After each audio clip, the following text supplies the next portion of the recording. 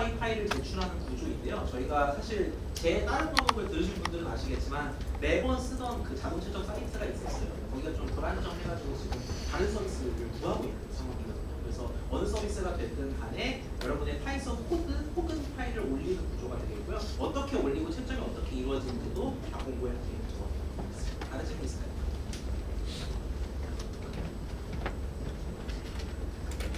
저희 시험이 가장 빠른 시험이거든요.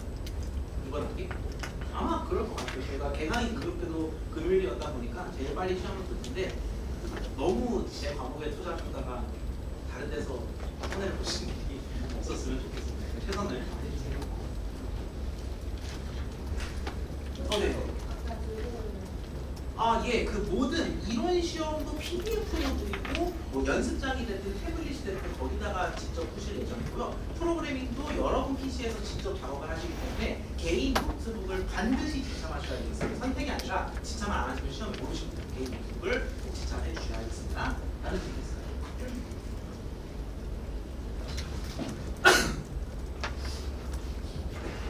시험 진행할 때 인터넷이랑 사용이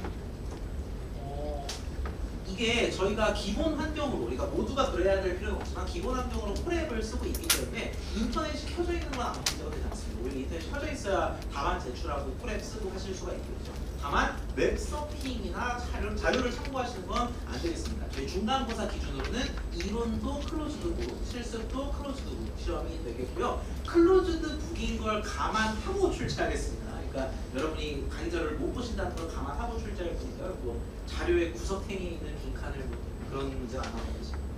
다른 질문 있을까요?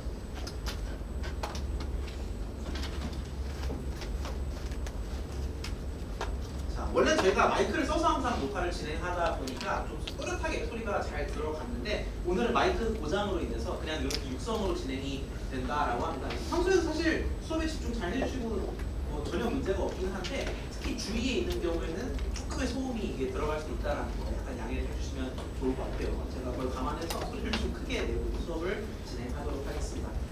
벌써 7주차입니다. 다음 주가 중간고사이기 때문에 오늘 중간고사 저는 마지막 주차가 되겠고요. 오늘 다룰 주제는 기초 정수론과 암호화 알고리즘이 되겠습니다. 눈치채신 분들도 계시겠지만 이 주제는 사실 통상적인 알고리즘 교과목에서 다루는 주제는 아닙니다. 알고리즘 중에서 정수론이나 암호화까지 다루는 경우는 별로 없어요. 이 주제를 다루는 이유가 두 가지인데 첫 번째로는 이 정수론이 문제 해결에 있어서 도움이 되는 경우가 상당히 많습니다.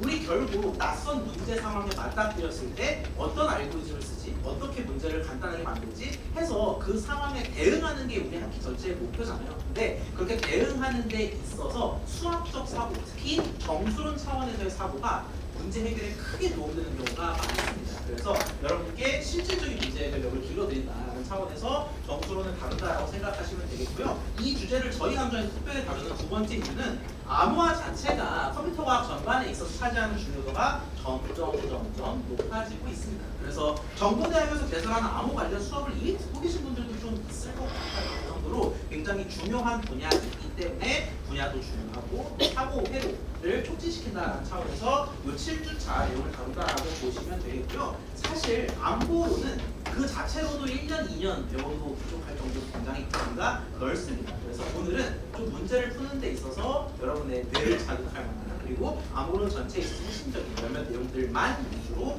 한 주차 분량으로 나가도록 할게요. 시험은 7주차 내용까지 나가겠습니다. 그래서 연습하실 수 있도록 과제에도 7주차 문항의 일부가 들어가 있다는 점도 언급을 드리겠습니다. 오늘 네 가지 테마가 준비되어 있는데 첫 번째로는 고전적 클래식한 암호화 방법들이 있어요. 여러분 이미 알고 있을 수도 있습니다.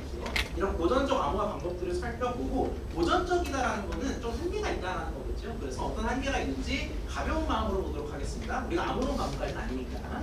다음 테마에서는 두 가지를 볼 건데 테마 2에서는 소인수분해, 테마 3에서는 이산로그와 관련된 얘기를 해보도록 하겠습니다. 사실 이게 테마 2에서 미리 스포를 해드리자면 RSA라는 거를 배울 거고 테마 3에서는 DPL1 프로토콜이라는 걸 배울 건데 그렇게 제목을 안 정하고 소인수분해랑 이산로그라고 정한 이유는 이 원리를 기초해서 만들어지는 암호 체계이기 때문에 그렇습니다. 그래서 체계 자체를 이해하시는 것도 중요하지만 이 암호 체계가 존속할 수 있는 이론적 근거를 아는 게 중요하기 때문에 각각 소인수분해랑 이산로그라고 떡하니 이 표시를 해드린 거고요. 마지막 테마에서는 이 암호 체계들이 공격받을 수가 있습니다. 어떻게 공격받을 수 있는지 그리고 그것이 주는 함의들을 간단하게 살펴보도록 하죠. 자, 우리가 안보 체계라고 함에 있어서 가장 많이 얘기하는 개념 중 하나가 바로 안보화 그리고 반대 개념인 복호화가 되겠습니다. 이런 문장을 한번 생각해 볼게요. 문장이 있을 때 2023학년도 2학기 알고리즘 중간고사 답안 1, 2, 3, 4, 5, 4, 3, 1 진짜 이러진 않겠죠. 5, 4, 3, 1이 있다라고 했을 때 얘를 우리가 평문이라고 합니다. 왜 평문이라고 하냐면 우리가 평범하게 해석할 수 있는 우리가 쓰는 문장이니까. 그래서 평문이라고 하고 영어는 플레이텍스트라고 많이 합니다. 이 플레이텍스트 평문이 있을 때 이 평문을 우리가 암호화하는 과정을 거칠 수 있습니다. 영어는 인크립션이라고 하는 거죠. 그래서 얘를 암호화했을 때 기괴한 값들 Q2, 3, 어쩌고저쩌고의 값들로 바뀌게 됩니다. 일반적인 사람이 공격자가 아닌 이상 일반적인 사람이 이걸 보고 바로 아 이거 알고리즘 답안이구나 라고 얘기할 수는 없습니다. 그만큼 암호화된 문장은 해석이 어렵다라는 건데 공격자 혹은 내가 이거를 원본으로 돌리고 싶은 의도를 가진 사람이라면은 뭘 하게 되냐? 복호화를 수행하게 됩니다. 우리는 이와 같이 쉽게 읽을 수 있는 문장을 평문이라고 하고 그걸 암호화한 걸 암호문이라고 하거든요. 이 암호문은 다시 평문으로 돌릴 수가 있습니다. 이 역함수 같은 과정을 우리는 디크립션 복호화라고 얘기를 하고 복호화가 성공적이었다는 전제하에 평문이 그대로 돌려 나온 것을 확인할 수가 있겠습니다. 결국 우리의 일상적인 문장이 평문, 그걸 암호화하면 암호문, 다시 돌려놓으면 복호화가 되겠습니다. 자, 그러면 암호화, 복호화를 어떤 식으로 할 거냐? 그게 바로 암호 체계의 핵심이에요. 결국 어떠한 암호 체계, 특히 고전적 암호 체계가 있을 때 그 체계의 핵심은 어떻게 평문을 암호화하고 어떻게 암호화된 문장을 복호할 것이냐에 달려 있는데 정말 고전 중의 고전, 클래식 중의 클래식이라고 할 수 있는 게 시저 사이퍼, 시저 암호가 되겠습니다. 이게 왜 시저 암호냐면요, 철자 보시면 아시겠지만 그 줄리우스 시저의 그 시저예요. 그래서 실제로 그 당시에 이와 유사한 기법의 암호를 썼다라는 차원에서 시저 암호, 시저 사이퍼라고 부르는데 영문 알파벳이 26개가 존재하죠. 배송자는 무시하겠습니다. 영문 알파벳이 26종류가 존재할 때 그거를 숫자에 대응시킬 수가 있습니다. 첫 시작은 인덱스답게 빵빵이라고 한다면 Z는 어디에 대응시킬 수 있냐면 25까지 대응시킬 수 있습니다. 그래야 26개일 테니까. 자, 그러면 이 상태에서 모든 알파벳, 문장의 알파벳들이 있겠죠? 한글은 무시하겠습니다. 예. 한글을 무시한다고 좀 많이 슬프는데 영어만 있다고 생각하겠습니다. 한글 알고 얼마 전에 본데 모든 알파벳을 동일한 칸수만큼 미는 방식으로 암호화하도록 하겠습니다. 핵심은 동일한 칸수만큼 민다라는 겁니다. 모두 사이좋게 똑같은 칸수만큼 몇 칸일지 모르겠지만 민다라는 거예요. 자, 그러면 예를 들어 13칸만큼 미는 13, 이 13칸만큼 미는 상황을 생각해 보도록 하겠습니다. 우리 평문이 코리아라고 해볼게요. 그런데 코리아라고 했을 때 코리아는 K-O-R-E-A 5개의 글자로 구성이 되어 있습니다. 모두 영문 알파벳이기 때문에 우리가 각각의 숫자를 매겨줄 수가 있어요. 쉬운 것부터 갈까요? A는 빵빵이라고 정의했습니다. 그리고 B는 1, C는 2, D는 3 이렇게 하나씩 올려가자라는 겁니다. 그러면 자연스럽게 2는 4, 그 다음으로 K는 10, O는 14, R은 17이라는 거를 알 수가 있습니다. 우리 이제 뭐 한다? 민다라는 거예요. 근데 제가 값을 지정해드렸습니다. 13으로 2미로 지정해드렸죠? 그럼 13칸만큼 미세요. 예를 들어 A를 13칸 밀면은 뿔 13이 되니까 0에 13 더하면 13이죠. 즉 13이라는 값을 먼저 얻고 그 13에 대응하는 알파벳을 찾자라는 겁니다. 세보시면 아시겠지만 13번째 인덱스가 13인 알파벳이 n입니다. 그래서 n으로 바뀌는 걸 확인할 수가 있겠고요. 똑같은 짓 다 하자라는 건데 이런 문제들이 발생합니다. 예를 들어 5의 경우에는 14예요. 13칸 밀면 27이거든요. 27번째 알파벳은 없습니다. 알파벳은 26개, 최대가 25이니까. 그러면 어떻게 하냐? 이 경우에 어차피 알파벳이 26종류이기 때문에 26으로 나눈 나머지만 생각하자라는 겁니다. 사실 상식적으로 생각해봐도 그게 맞는 것 같습니다. 왜? 0부터 25라는 거는 26으로 나눈 나머지에 그대로 대입된다는 거죠. 그래서 우리가 흔히 모듈로 연산이라고 하는 이 파이썬에서는 퍼센트로 구현하는 그 나머지를 이용해서 26으로 나눈 나머지를 생각하자라는 겁니다. 결국 14에 13을 더하면 27이지만 1이 된다는 거죠. 01에 해당하는 건 B니까 B가 되고 마찬가지 과정을 거듭했을 때 코리아는 뭐 X배는이라고 할까요? 이렇게 5개의 암호문으로 바뀌는 걸 확인할 수가 있겠습니다. 우리야 이 암호문으로 바뀌는 과정을 아니까 그대로 역산할 수는 있겠지만 모르는 사람이 봤을 때 어떤 암호 체계인지도 모르고 키값이 얼마인지도 모르고 인 사람이 봤을 때 X배는이라고 하면은 모르겠죠. 이게 암호화의 가장 정말 원초적인 고전 암호 패턴이 되겠다라는 겁니다. 뒤에서 언급을 드리겠지만 딱 봐도 공격당하기 너무 쉬워 보입니다. 그래서 이 덧셈만으로 다시 말해서 미는 것만으로 암호화를 하기에는 너무 허술하다 해서 우리가 생각할 수 있는 게 어핀 암호 체계가 되겠습니다. 아핀 사이퍼의 경우에는요 선형 변환이라고 제가 제목에 달아드렸는데 쉽게 얘기하자면 얘가 덧셈만 해? 그럼 나는 1참수격으로 가겠다라는 겁니다. 우리가 덧셈만 하지 않고 뭔가를 곱할 수가 있어요. 예를 들어 코리아가 10, 14, 17, 4방이죠. 그러면 왜 13을 더하거나 12를 더하거나 이런 더하는 것만 해? 곱할 수도 있잖아. 예를 들어 곱하기 3이라고 하면은 K는 순식간에 30으로 껑충 뛰게 되죠. 물론 30을 26으로 나눈 나머지 4가 되겠지만 아무튼 3배를 할 수도 있고 심지어 그 3배를 한 거에다가 뭔가를 덧붙일 수도 있어요. 즉 1차 함수 뭐와 같이 동작한다? y는 3x 플러스 2와 같이 동작할 수 있게 만들 수 있다라는 거지. 3배를 한 다음에 2를 더해. 그럼 10은 32가 되는 거예요. 근데 그 32는 26으로 나눈 나머지만 생각해야 되는 값이죠. 그래서 나머지 6이 되고 6은 g가 됩니다. 마찬가지 짓 한 번만 더 해볼까요? 5를 14라고 우리가 얘기했는데 14에다가 3배하고 2를 더한다. K1이 배수고요. K2가 덧셈이라고 이 정의를 한 겁니다. 그러면 어떻게 된다? 14를 3배하면 42이 되고 42에 2를 더했더니 44이 되죠. 44을 26으로 나누면 18인 것 같아요. 그래서 18이 나오는 걸 확인할 수가 있고 18은 다시 원상복구시키면 S가 되는 걸 알 수 있겠습니다. 이게 바로 아핀 사이퍼의 기본 원리가 되겠습니다. 뭐 말이 좋아서 아핀이지 결국은 1차 함수격, 선형 변환격으로 값을 암호화한다, 평문을 암호화한다라는 거죠.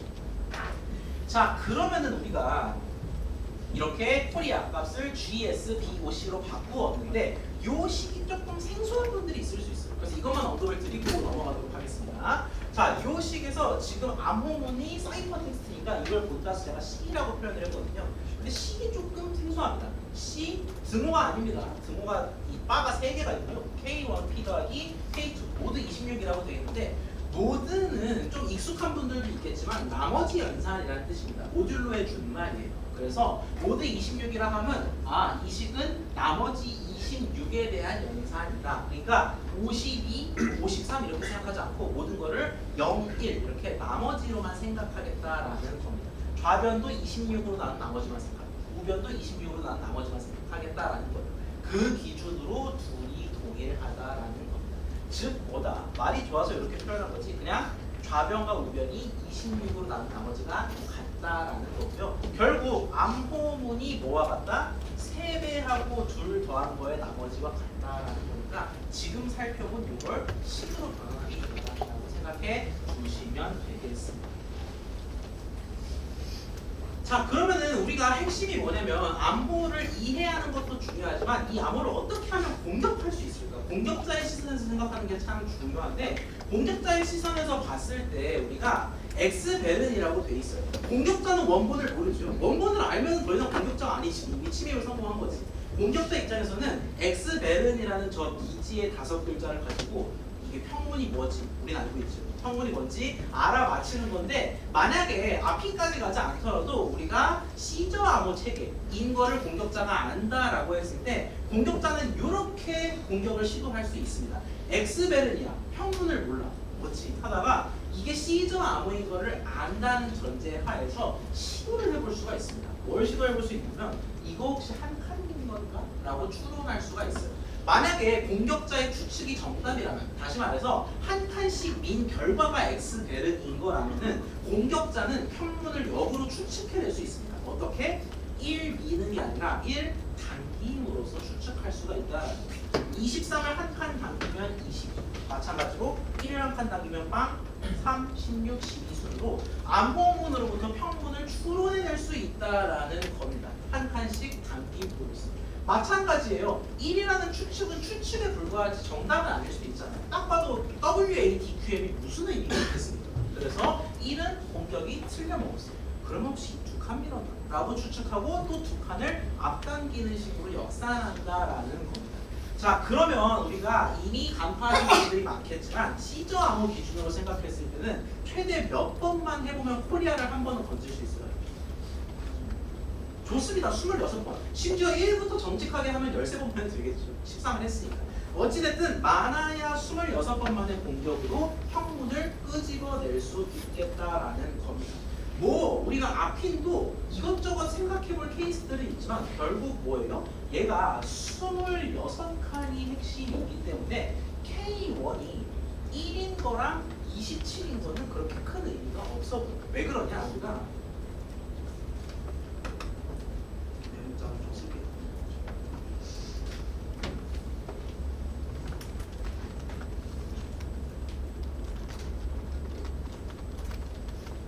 이라고 제가 식을 제시해 드렸죠. 그리고 K1, K2를 우리가 편의상 3과 2로 잡았는데 공격자 입장에서는 아핀인 걸 알 수는 있어도 K1과 K2는 모를 겁니다. 그래서 공격자 기준에서는 K1과 K2를 모르는 상태에서 평문을 얻어야 될 텐데 그래봤자 가능한 케이스가 뭐밖에 없어요. 앞선 논리를 적용했을 때 시저 암호 격에 해당하는 이 K2의 경우에는 많아야 정도 또는 1에서 26 정도를 생각할 수가 있을 거고 이 K1도 마찬가지인데 K1이 1인 상황이랑 27인 상황을 한번 생각을 해볼게요. 근데 1P나 27P나 27P는 결국 26P 더하기 P거든요. 근데 26P는 나머지로서 의미가 있습니다. 26으로 나눠지잖아요. 그러니까 27P나 1P나 또는 나아가서 53P나 큰 의미가 없다. 결국 K1에 들어갈 수 있는 이 1차식에 들어갈 수 있는 것도 밖에 없다고요. 그럼 26 by 26 조합을 생각해봤자 이 한 600번 정도 될 거예요. 이 정도의 공격만으로 평문을 유추해낼 수 있겠다라는 겁니다. 자, 근데 이거 뭐예요? 아무런 생각 없이 시체말로 무지성으로 뭐한다? 모든 케이스에 다 공격을 시도해보는 거죠. 근데 우리 이번 학기에 배운 것 중에 참 관계 깊은 게 있습니다. 대부분 나와 있지만 뭐다? 브루트포스가 관련이 있습니다. 지금에서야 말씀드리지만 이 브루트 포스 같은 경우에는 사실 알고리즘 분야보다 암호로는 훨씬 많이 쓰는 주요한 개념입니다. 브루트 포스 어택이라는 말로 많이 써요. 브루트 포스라는 건 결국 뭐가 무자비하게 이름 따라서 무자비하게 몽땅 모든 케이스를 다 적용하는 알고리즘 패러다임인데 암호론에서 적용될 때는 이렇게 무자비하게 모든 케이스에 대해서 공격을 시도하는 것을 브루트 포스 어택이라고 한다라는 겁니다. 결국 결론은 뭐예요? 600회면 사실 컴퓨터한테는 1도 아니거든요. 우리 기가헤르츠 이런 게 다 기가가 100만 단위잖아요. 그런 걸 생각했을 때는 거의 100만 넘어서 그런 단위이기 때문에 시저, 아핀 이런 것들은 정말 의미 없는 횟수, 진짜 분초를 다투는 수의 공격만으로도 평문을 쉽게 예측해낼 수 있다. 결국 고전 암호만으로는 우리가 평문을 암호로 효과적으로 바꿀 수는 없다. 안전하게 바꿀 수는 없다라고 결론을 낼 수가 있겠습니다. 여기까지 혹시 질문 있을까요? 네. 두 가지 어때가 인사이 걸쳐 기소와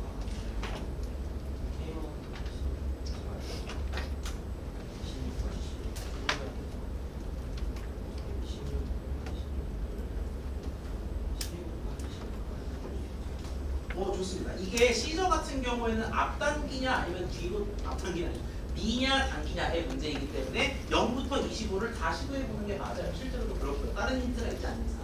근데 우리가 26이 소수가 아니기 때문에 1차식 곱해지는 식의 특성상 짝수냐 또는 13의 배수냐에 따라서 굳이 시도해볼 필요가 없는 공격들이 존재하게 됩니다. 근데 여기서는 저희가 점수로까지 심도 있게 다루는 것은 아니기 때문에 정말 많아봐요. 그리고 중복까지 다 체크해도 600번이다 정도로 이제 이해해 주겠습니다.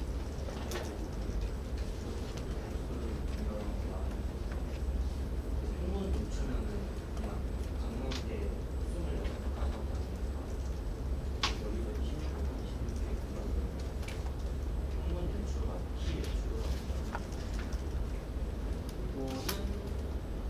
평문 유추 이장키 유추라고 생각해 주시면 될 것 같아요. 그러니까 결국엔 우리가 키 K1, K2를 알고 싶기도 하고 그와 동시에 암호문의 원래격인 평문 프레임믹스도 알고 싶은 건데 어차피 평문을 안다 하더라도 26회 만에 평문을 내려 맞출 수는 없는 거잖아요. 그래서 키 값을 알든 평문 값을 알든 간에 많아야 중복을 포함해서 600% 정도의 공격이다 라고 생각해 주시면 될 것 같습니다. 결국 고전적 암호 체계는 이렇게 밀거나 그래봤자 1차 정도의 변환으로 우리가 비교를 지을 수 있다. 다만 그것은 불안정할 수밖에 없는데 그 이유가 별거 아닌 브루트포스 패러다임만으로도 극복이 가능해서다 라고 이해해 주시면 될 것 같아요. 다른 질문 있어요? 네.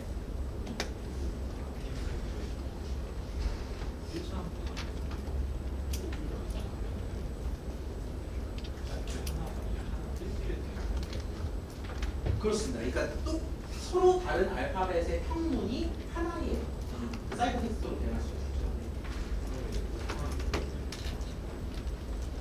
둘의 상태에서 그렇게 되니까 그래서 사실 제가 엄밀하게 말씀드렸던 게 뭐냐면은 이 상태에서 평문격이 무엇인지 찾겠다를 위해서는 모든 케이스를 고려해야 되는데 그건 가능합니다. 다만 지금 지적해 준 대로 서로 다른 A랑 Z까지는 아니죠. A랑 R 정도를 넣었는데 동일한 텍스트로 대응되는 그런 케이스는 있겠습니다. 그래서 여기서도 X를 뭘로 대응할 거냐가 아니라 모든 이 경우를 다 생각한다라고 얘기해 주고 있습니다. 다른 질문 있어요?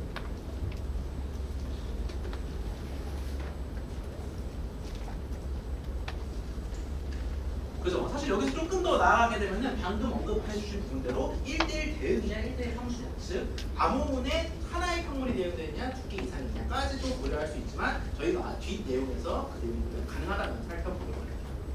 자, 두 번째, 세 번째 테마는 제가 예고해 드린 대로 기반이 있습니다. 이론적 배경이 있어요. 이 친구는 이론적 배경이고 자시고 일단 단순하게 암호화와 복화를 할 수는 있지만 조금 위험할 수 있다라는 걸 언급드렸습니다. 그렇다면 덜 위험한, 즉 어느 정도 안정성이 보장돼 있고 실제로도 활용되는 암호 체계나 프로토콜들을 볼 건데 실제로 활용된다라는 건 무슨 뜻이에요? 이대로 활용되는 건 아니고 좀 이제 다른 거랑 섞여서 같이 활용되긴 하지만 결국은 이론적 기반이 탄탄하게 얘는 안전성이 어느 정도 보장이 된다 기에 쓰는 거잖아요. 근데 그 뿌리가 다르다라고 언급을 드렸습니다. 그 중에서 첫 번째로는 소인수 분해라는 이론적 토대를 두고 있는 암호 체계를 생각해 보도록 할게요. 근데 방금 전에도 보셨겠지만 우리 모듈로 얘기를 시작하면서부터 정수론, 즉 곱하고 나누고 나머지가 어떻게 되고 거듭제곱 나머지가 어떻게 되고 이런 정수론 개념을 진짜 얕게나마 살펴볼 필요가 있어 보입니다. 그래서 이론적 배경을 먼저 언급드리도록 할게요. 자, 기본적인 내용들은 아마 초중고 시절에 익히셨을 겁니다. 제가 따로 언급드리지 않을 내용들은 소수랑 서로소 정도는 따로 언급드리지 않을게요. 다만 간단하게만 메모장으로 표시를 해드리자면 우리가 소수라고 하면 17, 23, 29 이런 게 소수죠. 이런 것들이 소수, 프라임 넘버인 이유는 약수가, 즉 나누어 떨어지게끔 만드는 수가 1과 자기 자신뿐이라서 그렇습니다. 17의 약수는 1과 17밖에 없고요. 29의 약수도 1과 29밖에 없죠. 이런 것들을 프라임 넘버, 소수라고 얘기하고요. 반면 서로소의 경우에는 이 위의 두 자연수에 대해서 예를 들어 가 있을 때 얘네 둘이 각각 소수냐는 관련이 없습니다. 각각 소수냐와는 무관하게 이 둘을 공통으로 나누는 우리 공약수라고 하는 친구가 존재한다면 1 말고는 당연한 거고 1 말고 공약수가 존재한다면 서로소가 아니라고 하고 1 말고 공약수가 없다면 오직 공약수가 1뿐이라면 우리가 서로소라고 이야기를 합니다. 이 둘은 서로소입니까? 맞아요 아니에요? 서로소 맞죠? 맞습니다. 왜냐하면은 얘는 나눠봤자 1, 2, 3, 6, 9, 18 이런 걸로 나눠질 거고 얘는 1, 5, 25 정도로 나눠질 건데 공통인 약수가 1밖에 없어요. 그래서 얘는 둘 다를 나누는 수가 1분이구나 이런 걸 우리가 보통 서로소라고 이야기를 합니다. 자, 그러면 이러한 기본 지식을 깔고 갈 때 새로 배울 첫 번째 내용이 바로 오일러 파이 펑션, 오일러 파이 함수가 되겠습니다.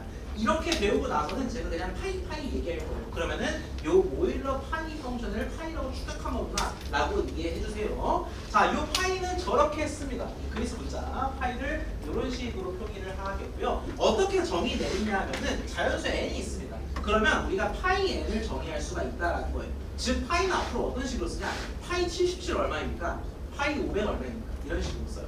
근데 그게 무슨 뜻이냐면은 그것보다 작으면서 예를 들어 파이 500이라면 500이라는 놈보다는 작아야 돼요. 작으면서 서로소인 자연수의 개수, 즉 뭔가 어떤 느낌입니까?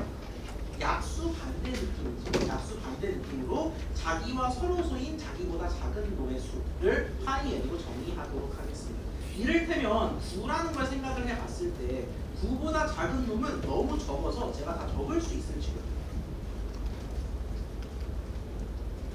다 적었어요. 9보다 작은 놈을 8개를 적었는데 이 중에서 서로소인 놈만 살아남는다. 그 개수가 바로 파이 펑션이다라는 겁니다.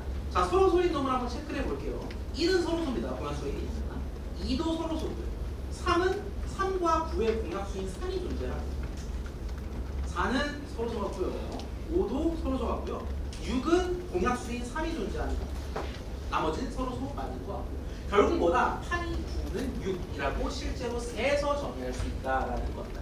뭐 12의 경우에도 직접 셀 수는 있겠죠. 12까지 나오면 괜히 지웠다가 생각해요.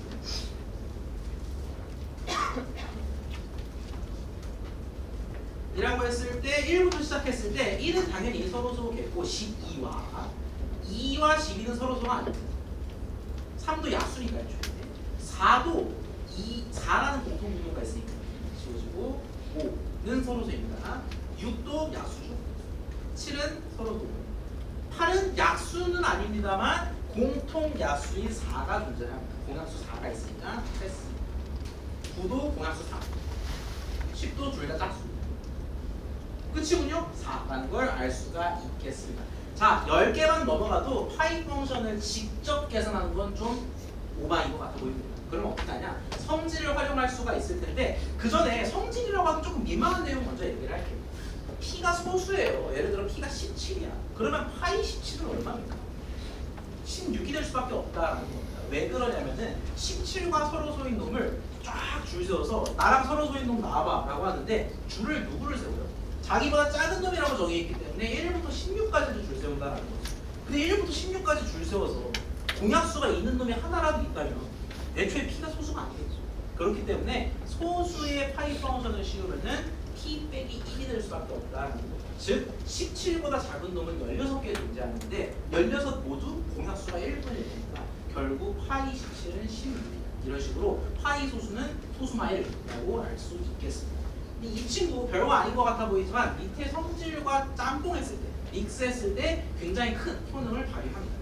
자연수 m과 n이 서로소인 경우를 생각을 할게요. 소수랑 관련 없습니다. 그냥 서로소면 됩니다.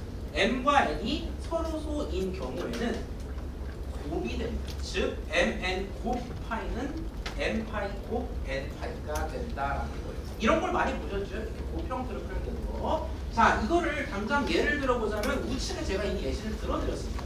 파이 15 이런 꼴을 제일 많이 보실 거예요. 어떤 꼴? 소수 파이 곱. 이게 제일 중요합니다. 오늘 보이려고 들어서 파이 15를 볼 텐데 얘는 15는 3, 5, 15죠. 그리고 3과 5는 서로소입니다. 그럼 무슨 원칙 적용할 수 있다? 곱의 원칙 적용할 수가 있다라는 건데 파이 3은 무슨 원칙도 때릴 수 있어요? 여기 아니죠. 소수. 소수인 경우에는 소수마 1이 되네. 그러니까 파이 3은 3 빼기 1, 2가 되고요. 파이 5도 소수죠. 5 빼기 1, 4, 2, 4, 8이 되겠다라는 거. 이런 식이면 우리가 못할 게 없어요. 오히려 파이 펑션을 웬만한 자연수에 대해서 다 계산할 수가 있겠다라는 건데 하나만 더 볼게요. 자, 이렇게 계산 못하는 대표적 꼴이 이런 거거든요. 소수 P가 있을 때 PK, 즉 P의 뭐시기 승, P의 5승 이런 거 있잖아요. 그런 것들은 이 원칙을 적용할 수가 없는 게 P의 5승을 P의 제곱과 P의 3승 이렇게 떨어뜨리기에는 서로소가 아닙니다. 그래서 이 경우에는 어떻게 하냐? 개에다가 한 단계 뺀다라고 생각하시면 되겠습니다. 무슨 소리냐면은 64라고 되어 있는데 말이 좋아 64지.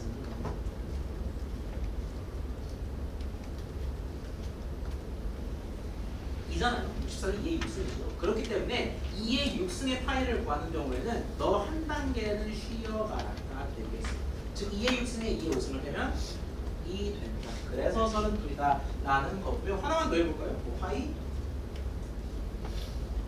27의 경우에는 26개를 다 이제 절대 할 필요가 없다라는 거. 왜? 27에다가 거듭 제곱을 한 단계 뺀 거를 빼주면 되는데 27은 사실상 뭐예요? 3의 3승이죠. 27에 뭐를 빼줘야 맞을까? 어떤 거 값을 빼줘야 맞을까요? 잘 안 들리는 거죠?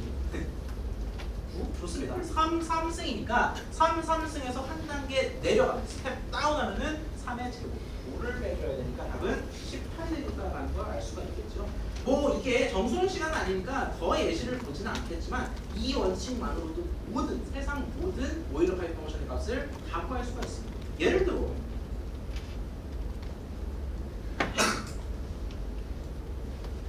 이런 복잡한 파이를 구한다라고 했을 때 결국 서로 소인 놈들끼리는 곱으로 쪼갤 수 있다라고 하니까 얘는 뭐 파이 4 곱하기 파이 27 곱하기 파이 5의 5승 셋으로 쪼갤 수가 있고요. 값값은 뭐야? 그러니까 결국 다 오일러 파이 함수를 구할 수가 있겠다라는 겁니다. 그 중에서 가장 중요한 거 하이라이트 한번 더 해드리자면은 소수 곱 요것만큼은 바로바로 구할 수 있어야 된다. 왜? 뒤에 쓰니까 소수 곱을 쓰니까. 자, 그리고 굉장히 중요한 친구, 너무너무 중요한 친구가 나오는데 이 친구는 사실 따로 뭐 수학 과목, 관련 과목을 듣지 않는 이상 좀 생소하실 거예요. 오일러의 정리라는 건데 정수론에서 오일러의 정리라 하면 요거를 의미하겠습니다.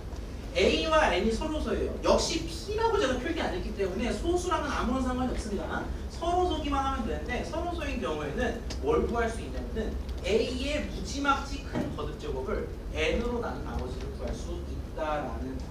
결국 오일러 정리는 전체적으로 어떤 형태의 필이냐 서로소인 어떤 수가 있어요. 아예 관련이 없는 거예요. 27과 65 이런 수가 있을 때 27의 뭐식갱이 승 65로 나눈 나머지가 얼마일까를 맞힐 수 있는 게 이 오일러 시오럼의 핵심이다라는 겁니다. 근데 아무거나 나머지를 결정하겠습니까? 아니지요. 이 지수에 들어가는 건 뭐냐면 배운 이유가 있다. 파이 n이라는 거죠. 예를 들어서 파이 9는 6인 게 분명해요. 왜? 직접 계산했을 때도 그렇고 또 3의 제곱이니까 3의 제곱 빼기 3에서 파이 9는 6이겠죠.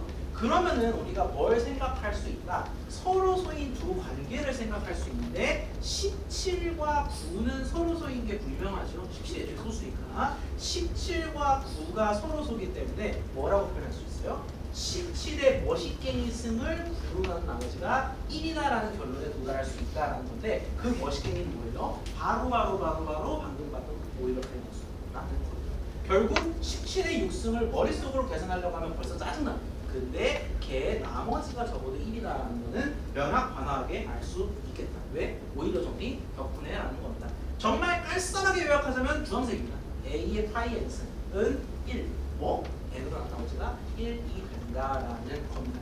그러면 얘가 그렇게 끝내주게 중요하고 뒤에 아무 체계에서도 쓴다라는 거는 언젠가 얘가 활약하는 순간이 온다라는 거예요. 언제인지 나도 몰라요. 여러분도 모르고 모르지만 A의 파이 n승은 1 이걸 쓰는 순간이 오겠다. 근데 약간의 힌트이자 언지를 좀 드릴까요? 1은 어떤 특성을 가지죠? 방정원적 특성을 가지죠. 우리가 어떤 수든 여러분 학번 10자리잖아요. 10자리 자유수라고 했을 때 10자리 값을 여러분이 어떤 값을 가지든 간에 1 곱하면 자기 자신으로 써. 그죠? 그렇게 생각했을 때 얘가 뭐가 어떻게 해지지 않을까? 그러니까 항등원적 특성이 빵 발현되면서 아무가 예쁘게 아무가 안 되나? 라고 추론해 볼 수는 있을 것 같아요. 팝퀴즈 보겠습니다. 오일러 정리를 이용해서 17의 4천승 벌써 머리가 어지러지합니다. 100으로 나눈 나머지를 구하라 라고 했는데 뭐가 핵심? 소수 여부와 상관없이 둘이 서로서라면은 얘의 머시갱이 승이 나머지가 1이 된다라는 거예요. 각각 볼까요? 100으로 나눈 나머지가 궁금하다네. 그럼 n이 100 아니에요? 17의 머시갱이 승이 궁금하다네. 그럼 a가 17 아니에요? 그럼 우리가 여기서 17과 100이 서로소인 순간 문제와 상관없이 뭐를 확정 지을 수 있냐면은 17의 파이 100이라고 쓰겠습니다. 얘가 이라는 게 보장이 됩니다. 문제는 뭐다? 파이 100이 뭔지를 모른다라는 건데 파이 100 이라는 거는 결국 방금 전에 봤던 사례처럼 소인수 분해해야 우리가 쪼개기가 쉬울 텐데 소인수 분해하면 뭐부터 시작되죠? 여러분이 말씀해 주신 대로 적겠습니다. 안 그러면 안 적을 거예요. 100은 2의 제곱일까요? 곱하기 5의 고맙습니다. 예, 2의 제곱 곱하기 5의 제곱 4 곱하기 25가 소인수 분해고요. 더 이상 쪼갤 수는 없을 것 같아요. 근데 이렇게 쪼개면 뭐가 좋다? 서로 소인 것끼리 곱하기가 좋다. 그냥 5의 제곱으로 나누겠습니다. 이 된다라는 거고 소수의 제곱꼴은 어떻게 된다? 한 박자 쉬어가세요. 4 빼기 2가 되겠고 25 빼기 한 박자 쉬고 5가 되겠습니다. 그럼 어떻게 된다? 40이 되겠다라는 건데 그럼 놀랍게도 내가 손 하나는 까딱했네요. 하나 정도 까딱했지만 이걸 안다라는 거예요. 17에 40승 이거 그냥 계산하면 몇 자리겠습니까? 얘가 100으로 나온 나머지 조금 고상하게 표현하자면 끝 두 자리겠죠. 끝 두 자리가 01이라는 걸 안다라는 거예요. 근데 17에 40승을 100으로 나눈 나머지가 1이래요. 요것만 펀치라인으로 정리를 할게요. 딴 거 필요 없어졌습니다. 근데 우리 지수 법칙, 추억 속의 그 일은 거의 수능 볼때 그 개념을 다시 꺼내보자면 얘랑 17의 4천승은 명확한 관계가 있습니다. 얘 전체를 몇 승한 게 얘죠? 17의 40승을 몇 승한 게 17의 4천승입니다. 얘 전체를 100승, 17의 40승의 100승이 17의 4천승이거든요. 지수 법칙에 따라서 두 지수가 곱해집니다. 근데 우리 결국 복잡한 값, 정확한 값이 궁금한 게 아니라 나머지가 궁금하기 때문에 앞에 있는 팍팍 그냥 모듈로 때려버리셔도 돼요. 결국 나머지가 궁금하다라는 거는 17의 40승을 복잡하게 계산기에 넣으시지 말고 나머지를 이미 구했으니까 이렇게 치환하셔도 아무 문제가 없다라는 거예요. 1은 100승 해봤자 1이 된다는 거를 알 수가 있습니다. 여기까지 됐어요.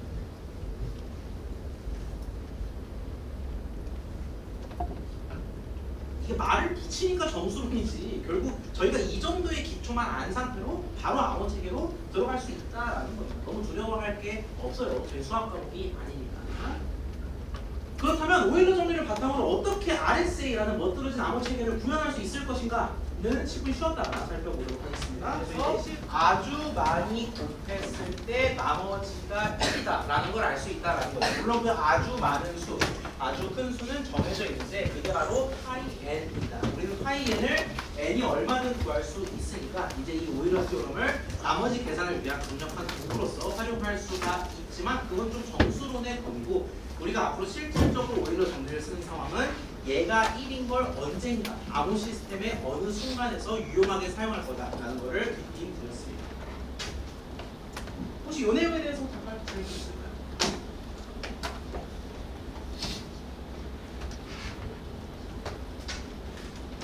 이게 보니까 중앙난방인 것 같은데 히터를 틀어야 할까요? 어떻게 끄는지를 모르겠어가지고. 자, 그럼 저희가 오늘 결국 해결해야 할 암호 체계, 살펴봐야 할 암호 체계가 두 가지가 될 텐데 첫 번째 보스는 바로 RSA 암호 체계가 되겠습니다. 이 RSA가 좀 생소하게 느껴질 수도 있는데 사람 이름 딴 거예요. RSA 각각 사람 한 명씩 약칭을 딴 건데 매우 큰 수의 소인수 분해가 난해하다는 점에서 기반한 암호 체계가 바로 RSA 암호가 되겠습니다. 우리 소인수 분해라는 게 사실 77이라는 큰 수로 갈게요.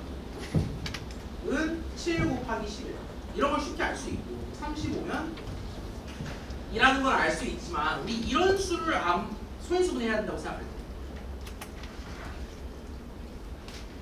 이러면은 우리가 얘가 몇 곱하기 몇인지 심지어 그건 몇 승의 곱인지 이런 거를 알 수가 없다. 굉장히 힘들다라는 거죠. 그래서 매우 큰 수, 아주 큰 수를 소인수 분해하기 어렵다라는 점에서 기반한 암호 체계가 되겠습니다. 요거는 그냥 머릿속에 염두만 해두세요. 실제로 우리가 암호를 만들고 그 암호화된 문장을 도포화하는 과정은 소인수 분해랑은 그렇게까지 큰 연관은 없거든요. 근데 이게 이론적 배경이다라는 걸 머릿속에 기억만 해두시고 나중에 공격자 입장이 되보니까 소인수 분해가 힘들면 얘를 진짜 못 풀겠구나 라는 걸 그때 돼서 떠올리시면 되겠습니다. 중요한 건 뭐다? 요걸 잡는 거예요. 충분히 큰 소수 P와 Q를 생각하고 둘을 곱해서 N을 결정하도록 하겠습니다. 그러니까 연관은 있는 거야. N은 PQ인데 결국 우리가 N을 소인수 분해하면 다른 복잡한 거 떨어져 나가는 거 없이 N은 P의 1승 곱하기 Q의 1승으로 정리되는데 거기까지 가기가 어렵다라는 거. 충분히 큰 소수 P와 Q를 생각하고 N을 둘을 곱해서 결정하도록 하겠습니다. 공개 키라는 조금 낯선 개념이 등장하는데 이건 뭐냐면 그냥 웹사이트에 n을 게시해도 된다는 뜻이에요. n은 세상 모두가 공격자를 포함한 세상 모두가 안다라는 겁니다. 암호화를 하고 싶은 친구도 복호화를 하고 싶은 친구도 공격자도 n은 다 알아요. n은 세상 모두가 아는 겁니다. 자, 물론 뭐다? n이 p와 q의 곱이라는 거는 물론 아주 큰 수의 n은 알지만 그게 뭐와 뭐의 곱인지는 모르는 상태입니다. 자, 그러면 뭐를 결정할 거냐? 뜬금없어 보이지만 뒤에 자세한 예시를 보면 이해가 가실 겁니다. 지금은 그러려니만 해주세요. 뭐를 찾을 거냐면은 우리 파이 n을 계산할 수가 있을 겁니다. 특히 제가 뭐가 중요하다고 말씀드렸어요? 파이 15를 찾는 게 중요하다고 말씀드렸죠. 이 꼴이 중요한 이유가 있습니다. 우리 뭐를 찾을 거냐면 파이 n을 찾을 거예요. 근데 공교롭게도 P와 Q의 곱이라고 얘기했고 또 공교롭게도 P는 소수, Q도 소수라고 했기 때문에 얘는 파이 값을 구하기가 너무 쉬워요. 어떻게?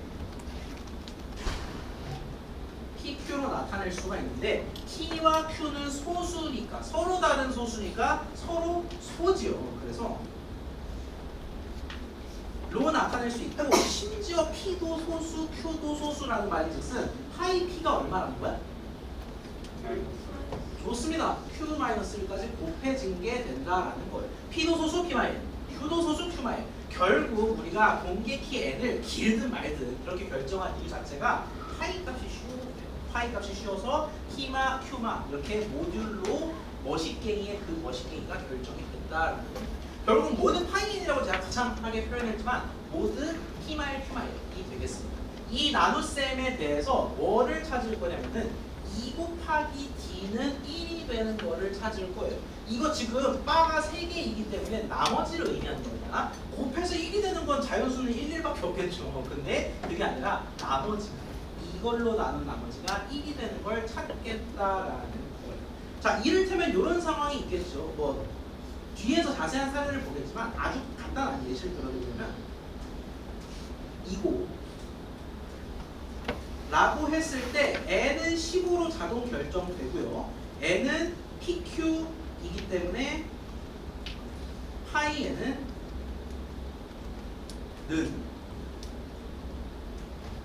가 되겠고 얘는 뭐다? 2 곱하기 4가 된다. 그래서 8이라는 거를 알 수가 있을 겁니다. 자, 그러면 우리 이렇게 n을 15로 잡은 상황에서 n을 15로 확정 지은 상황에서 뭐를 찾으면 되냐면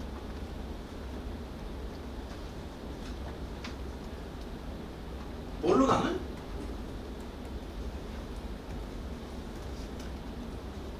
하면 되겠다라는 겁니다. 2랑 D를 적절히 찾아서 8로 나눈 나머지가 1이 되도록 결정하겠다라는 건데 잠깐 15가 아니라 8이라는 세상에 왔어요. 그러면 2랑 D를 고르는데 제가 2를 이렇게까지 큰 스케일로 갈 필요가 있을까요? 어차피 8로 나눈 나머지가 궁금한 거죠. 그래서 1, 2, 3, 4, 5, 6, 7, 0 중에서만 한번 생각하자라는 겁니다. 두 조합을 결정하는데 뭐 어떤 것들이 있을까요? 여러 가지가 있겠지만 3과 같지 않게 하려고 하는데 5와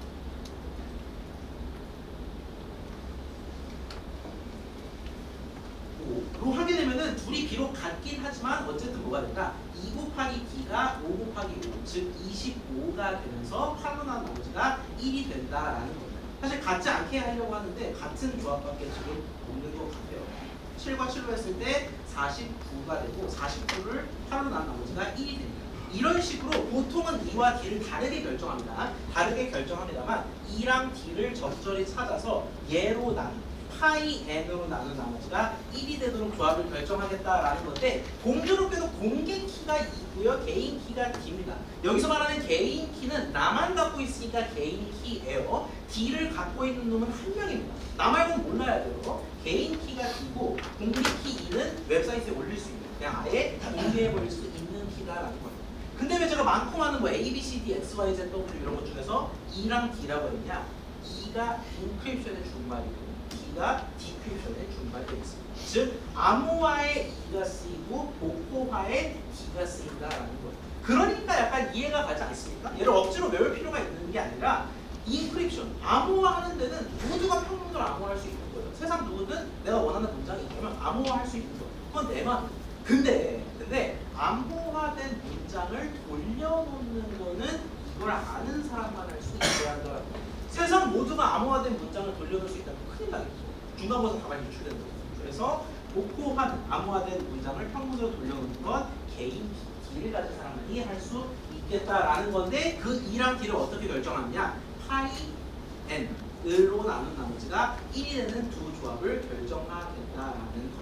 밑에 나와 있죠? 누구든 평문을 암호화할 수 있어요. 뭘로? 인크립션의 준말인 공개 키 2로 누구든 암호화할 수 있다는 건 공개 키일 수밖에 없다는 거예요. 다만 복호하는 특별한 키, 디크립션용 개인 키 D를 가진 사람만 복호화가 가능하다라는 겁니다. 예시 보면 확실히 이해가 될 텐데 예시 보기 전에 질문 있을까요? 네. 이랑 D랑 그래서 파이 네. D가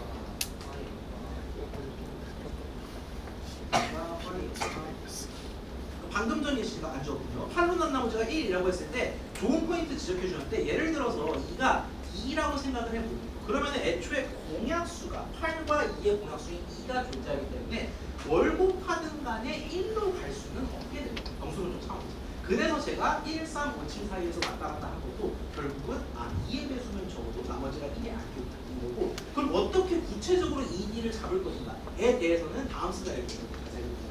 다른 질문 있어요? 보통은 2와 D를 다르게 잡습니다. 여기서는 하필 8이 나왔다 보니까 공교롭게도 이렇게 진행이 되고 실제로는 P와 Q가 아주 크기 때문에 그리고 N은 더 크기 때문에 1로 난 1이 되는 조합이 결정이 되겠습니다. 자 그러면 예시를 통해서 한번 살펴보도록 하죠. 제가 이 정도로 잡을게요. P는 11, Q는 7. 여러분 실제에서는 이거는 진짜 코웃음이 나올 법한 스케일입니다. 실제에서는 자릿수가 이거여도 굉장히 작게 그러니까 엄청나게 긴 자릿수의 어떤 소수와 어떤 소수의 곱으로 활용을 하는데 우린 지금 그걸 하기에는 이 원리를 이해하는 과정이죠. 그래서 간단하게 하겠습니다. P는 11, Q는 7로 잡도록 할게요. 앞서 언급한 대로 충분히 크진 않지만 어쨌든 소수 P와 Q의 곱이 N이라고 했기 때문에 P와 Q의 곱 N 77을 지금부터 공개하도록 하겠습니다. 제 사이트에 77을 막 뿌리는 거예요. 여러분 N은 77입니다 하고 다만 그게 11과 7의 곱이라는 건 안 알려줄 거예요. 알고 있긴 하지만. 자, 그 상태에서 2와 D를 결정을 할 건데 뭘로 나눈 나머지? 이젠 77의 세계가 아니라고 했어요. 잠깐 파이 77의 세계로 간다 라고 말씀을 드렸는데 파이 77은 쉽게 구할 수 있습니다.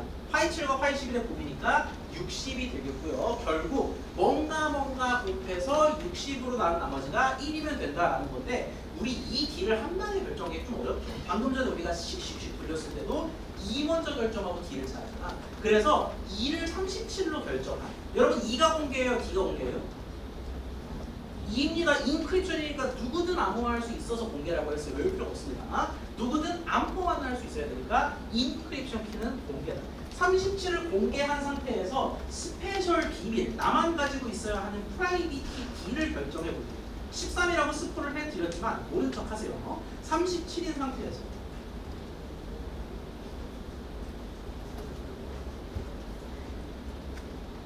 60이죠. 이라고 했는데 이거를 찾을 수 있는 방법은 여러 가지가 있어요. 뭐 여러 가지가 있고 정수론적으로 조금 깊이 들어가면 다른 방법도 있습니다만 우리는 지금 암호 체계를 이해하는 게 주 목적이잖아요. 그래서 우리가 배운 선에서 우리가 알고 있는 지식만으로 찾는 방법을 한번 보도록 할게요. 자, 37을 하나하나 곱해보면 되겠죠. 결국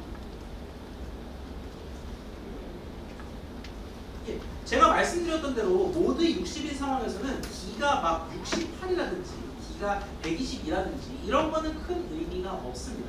왜 없냐면은 60이 넘어가는 순간 어차피 60으로 나눈 것만 중요해져요. 그래서 1부터 59에 대해서 생각을 해보자라는 거예요. 그러면 결국 계산기를 동원하는 직접 계산할 때는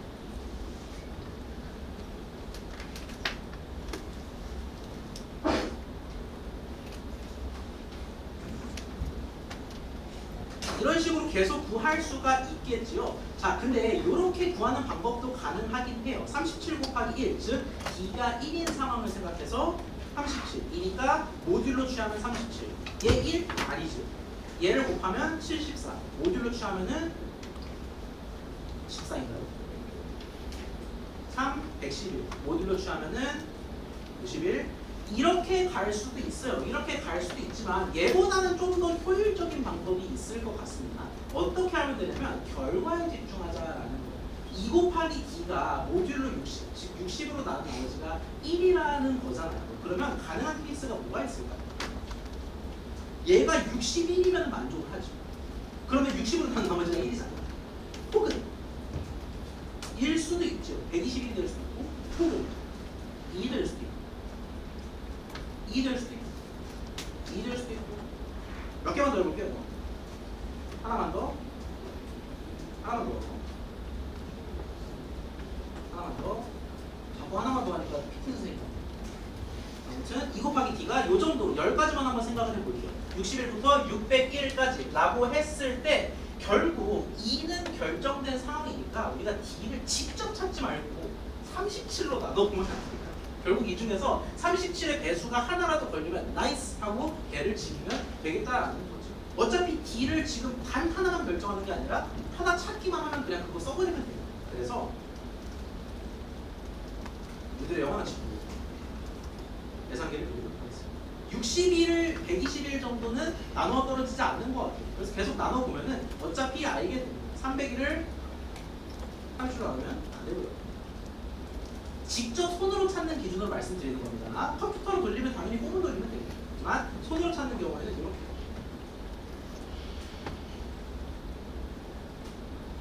여기서 끝났네요. 481이 37의 배수였습니다. 결국 뭐다? 37로 나눴을 때 13으로 딱 떨어지는 게 481이다. 그 말인즉슨 37 곱하기 13, 이 모듈로 60에 대해서 1이다라는 거고요. 그럼 D가 결정됐어요. 얼마로? 13으로 결정됐다라는 겁니다. 그러니까 13이었던 거야. 다른 D가 존재할 수도 있겠지만 일단 13으로 결정할 수는 있겠거니라는 거예요. 자, 그러면은 인크립션, 디크립션 두 가지 차원을 생각해 보겠습니다. 먼저 평문을 암호화하는 걸 생각해 볼게요. RSA의 목표는 뭐냐면 누구든 주어진 평문을 암호화할 수 있고 D를 가진 사람만 그 암호문을 평문으로 복구할 수 있는 것. 그게 RSA의 목표예요. 결국 평문 5에 대해서 여자가 인크립션을 했다. 그러면 D를 알고 있는 유일한 인류인 남성은 뭘 할 수 있어야 된다? 암호문을 5로 바꿀 수 있어야 돼요. 이미 스포되어 있죠. 5로 바꿀 수 있습니다. 어떻게 바꾸는지 찬찬히 보도록 할게요. 세상 모두 평문 5, 5가 됐든 뭐가 됐든 평문을 암호화할 수 있어야 됩니다. 근데 어떻게 암호화를 할 거냐? 우리 이 세상 모두 암호화할 수 있다는 건 세상 모든 사람이 가진 정보로 암호화를 해야 된다는 거예요. 모든 사람이 가진 정보는 뭐죠? 별로 없어요. 제가 지금 시뻘겋게 칠한 것 중에서 모든 사람이 아는 거는 N은 77이라는 거랑 2는 37이라는 걸 알아요. 근데 N은 77은 나머지에 쓸 거잖아. 나머지 세 개에서 쓸 거기 때문에 사실상 세상 모든 사람들이 접근 가능한 번개키는 뭐밖에 없어? 37밖에 없어. 근데 바꾸고자 하는 평문은 5잖아. 그럼 뭐 할 수 있어요? 자연스럽게 생각할 수 있는 게 5에 37승 때려박기를 할 수 있다라는 거죠. 사람이 하면 힘들겠지만 컴퓨터의 힘을 빌린다면 쉽게 계산할 수 있을 겁니다. 77로 나눈 나머지가 47이다라는. 사실 이거 뭐 우리가 배웠던 그 오일러 같은 걸 쓰면은 조금이라도 계산량을 줄일 수 있겠죠. 아무튼 5에 37승을 모듈로 77로 했을 때 47이 나온다라는 거를 우리가 알고 있어요. 컴퓨터를 이용해서. 그러면 평문 5에 대응하는 암호문이 47이 된다라는 결론에 도달하게 됩니다. 결국 우리가 알고리즘 시험 답안 이 평문이었다면 QRS 것이기가 암호문이었던 것처럼 5라는 평문을 암호화하면 47이 된다라는 거. 세상 모두가 47을 보고 이거 5에서 비롯된 거야 라고 하면 안 돼요. 누구만 해야 된다? 남자. 이 세상 유일한 D를 가진 인류. 이 남자만 47을 5로 바꿀 줄 알아야 되는데 얘는 대체 어떻게 바꿀 수 있는 거를 볼게요. 암호문 47에 대해서 홀로 갖고 있는 프라이빗 개인 키가 13입니다. 13에 대해서 복구화를 수행하는데 이게 황당할 정도로 간단해요. 얘도 지금 할 수 있는 짓이 뭐밖에 없어요. 47이라는 암호문을 가지고 얘도 평문은 몰라요. 평문은 어떻게 알아? 여자애들. 그래서 47에 대해서 내가 갖고 있는 개인 키가 13이라면은 상식적으로 할 수 있는 짓이 뭐다? 47에 13을 승수할 수 있다라는 거. 근데 얘도 컴퓨터를 이용해서 계산했을 때 5가 되는데 이게 우연이 아니다라는 게 RSA의 핵심입니다. 중요하니까 다시 한번 얘는 평문을 알고 싶고 암호문밖에 몰라요. 하지만 개인 키를 가지고 있어요. 그러면 암호문에 대해서 개인 키 승수를 때리는 정말 단순한 작업. 근데 그 결과가 5가 나오는 건 우연이 아니라 필연이다라는 겁니다. 그 필연에 대한 설명은 제가 돋보기에 적어드렸어요. 일단 이 과정에 대해서 질문 있을까요? 요거 말고.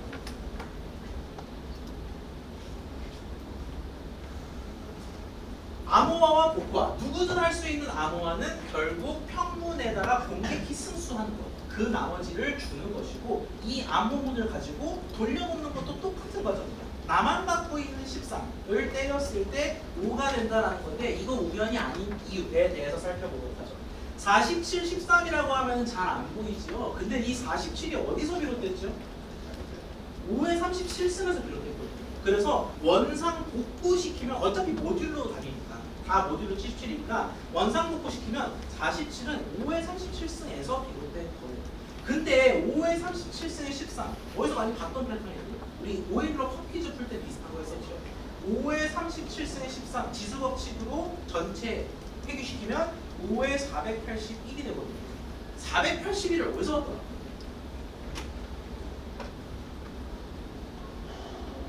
이건 481이라는 거는 결국 2D 곱이 60으로 나눴을 때 1 나오는 그걸 찾은 게 481이었어요. 결국 뭐다? 얘는 480과 1로 나누어서 볼 수 있다라는 건데 5의 480승은 파이를 다시 취해보면 어차피 역산이니까 파이를 다시 취해보면 파이 77의 8승이다라는 거예요. 근데 우리 오일러 정리가 뭐였죠? 오늘 처음 배워서 약간 손해는 덜 있지만 5의 파이 77승을 77로 나눈 나머지가 뭐라는 게 오일러 정리예요? 이라는 게 오일러 정리니까 그제야 곱 1이 여기서 가치를 발휘한다고 그럴까? 오일러 정리가 1이라는 깔끔한 수로 귀결되는 걸 RSA가 이렇게 발칙하게 쓴 겁니다. 1은 8승 해봤자 18승, 28승, 38승 몇 승을 해봤자 1이니까 결국 뭐가 얘는 암호문을 지수승수한 순간 오일러꼴로 회귀되게 되고 결국 뭐 곱하기 뭐 해결된다? 평문 곱하기 1이 된다라는 거예요. 평문을 모르는데도 지수를 쪼갰더니 평문 곱하기 1이 돼요. 평문 곱하기 1은 평문이죠. 그러니까 암호문만 가지고 평문을 얻었다라는 게 RSA의 원리가 되겠습니다.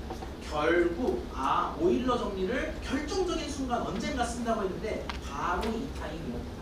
얘는 5에 대해서 아는 바가 전혀 없지만 얘를 13승 혼자만 가지고 있는 13승을 했더니 맞다. 13이 나오게 되는 원천 자체가 480과 2이죠. 그래서 평문으로 회귀되는 걸 알 수가 있겠습니다. 결국 우연히 77, 37, 13에 대해서만 좋은 결과가 나오는 게 아니라 이런 꼴만 갖춘다는 세상 모든 소수 PQ, 세상 모든 이에 대해서 조건만 맞으면 전부 평문으로 들어올 수 있겠다. RSA, 암호 프리션에 진행되어 있습니다. 질문이 있을까요? 네. 이를 찾는 거예요. 2는요 찾는 게 아니라 그냥 찍는다라고 생각하시면 됩니다. 그러니까 사물함 배정할 때 원하는 사물함 번호가 있잖아요. 그런 것처럼 그냥 2는 내가 하고 싶은 거 있으면 그거를 하면 돼요. 다만 우리가 적절히 피해야 되는 순간들이 있습니다. 예를 들어 60인데 2를 6 같은 걸로 잡게 되면은 6에다가 뭘 곱하든 간에 60으로 나눴을 때 1이 될 것 같지는 않아요. 그런 것들을 피하면은 잡을 수가 있다. 그래서 보통 뭘로 잡는다? 이 파이 값, 60이라는 값에 서로소인 걸로 보통 2를 잡습니다. 그러고 나서 길을 결정한다고 생각하시면 됩니다. 다른 질문 있을까요?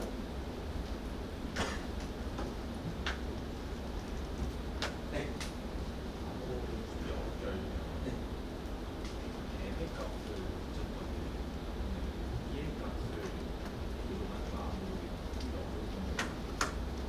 이거 되게 좋은 포인트인데요. 어차피 너무 중요하니까 사실 테마포에서 설명을 드릴 거거든요. 근데 중요한 내용이니까 지금 한번 설명드리고 뒤에 또 설명을 드리도록 할게요. 결국 암호가 어떻게 하면 견고해질 수 있느냐에 대해서 질문 주셨는데 이게 소인수 분해가 어렵다라는 점에서 기인했다라고 했잖아요. 그거 자체가 견고함을 보장하는데 전제가 있죠. 매우 큰 수라는 거.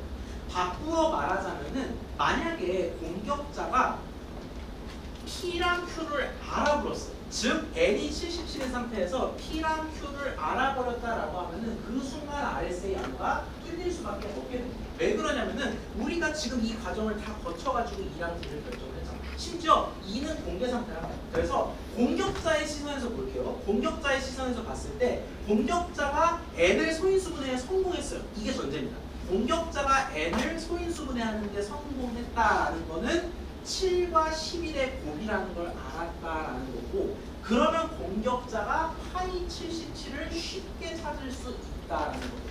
60에 간다라는 거고, 2는 뭐예요? 알려드렸죠? 사이트에 공개되어 있는 값이야. 그럼 공격자가 60과 37을 모두 알아.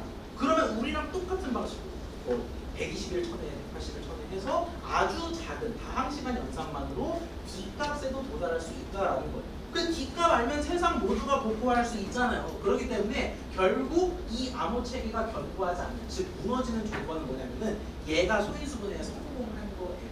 근데 이게 자릿수가 몇십짜리 몇백짜리가 되게 되면은 77 정도로 소인수분해가 쉽지는 않다. 그게 바로 이 암호 시스템의 견고함을 보장한다라는 거고요. 반대로 얘기하자면 지금 이 시스템을 봤을 때 PQ를 아는 거 말고는 이 시스템을 뚫을 수 있는 방법이 있나요? D값을 알아낼 수 있는 방법이 있어요. 딱히 보이지 않거든요. 그래서 결국 소인수분해의 견고함, 이 암호 시스템의 견고함과 동치인 게 RSA 있다라고 생각하면 되겠습니다. 다른 질문 있어요?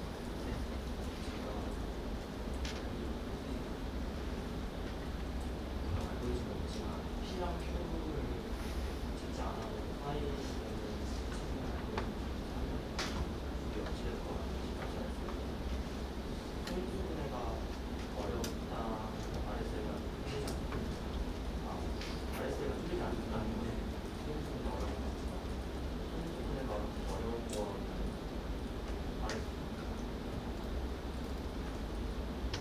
RSA가 뚫리지 않는 소인수분해가 어려운 소인수분해가 어려워야만 RSA 뚫을 수 있는 거 아니는 거지. 그렇게 맞아요. 할 수 있는데 조금 엄밀하게 설명을 드릴게요. 저희가 결국에는 정수론적 배경을 바탕으로 다양한 문제에 효과적으로 대응하고 또 아무론의 기초를 쌓기 위해서 이번 주가 있는 거잖아요. 그래서 이 정도로 이해하시는 것만으로 사실 충분합니다. 근데 또 질문이 왔으니까 구체적으로 설명을 드리자면은 이건 맞습니다. RSA 암호 체계에 대해서 아직까지 알려진 치명적인 공격 루트는 존재하지 않습니다. 그거는 맞아요. 그리고 치명적인 공격 루트가 존재하지 않는 이유가 소인수분해가 난해하기 때문이다 라는 것도 맞아요. 다만 제가 숨긴 게 있죠. 숨긴 함의가 뭐냐면은 치명적이지 않은, 그러니까 알려진 몇몇 개의 사소한 공격 방식들은 존재한다라는 겁니다. 뭐 예를 들어서 이게 사실 똑같은 연산을 하더라도 자릿수가 크면은 연산하는 시간이 길게 걸리고 작으면 연산하는 시간이 짧게 걸리잖아요. 그런 연산 시간의 차이를 이용해서 범위를 좁히는 진짜 별의별 공격이 나요. 그런 공격들도 존재해요. 그런 것들이 1년에 몇 가지가 존재하지만 결국 임의의 n값, 아주 큰 임의의 n값에 대해서 PQ를 바로 할 수 있는 게 없다 정도로만 이해해 주시면 충분할 것 같습니다. 다른 질문 있어요? 만약에 이런 내용에 대해서 좀 더 궁금하다면 암호 관련 복과목이 많이 개설이 되어 있는 걸로 알고 있거든요. 그런 걸 듣는 것도 아마 도움이 되시겠죠.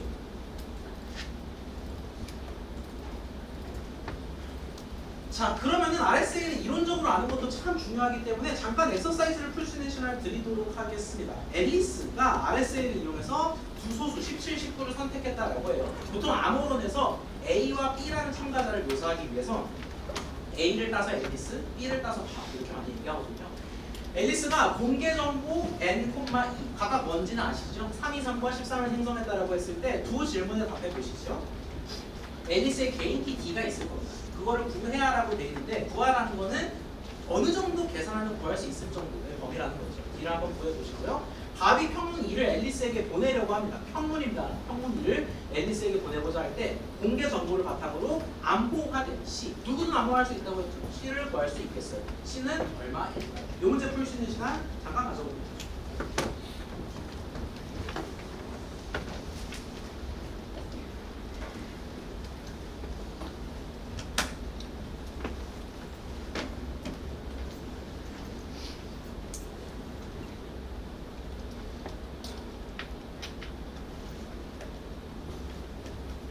N은 줄 필요가 없었죠. 왜? 17곱하기 15.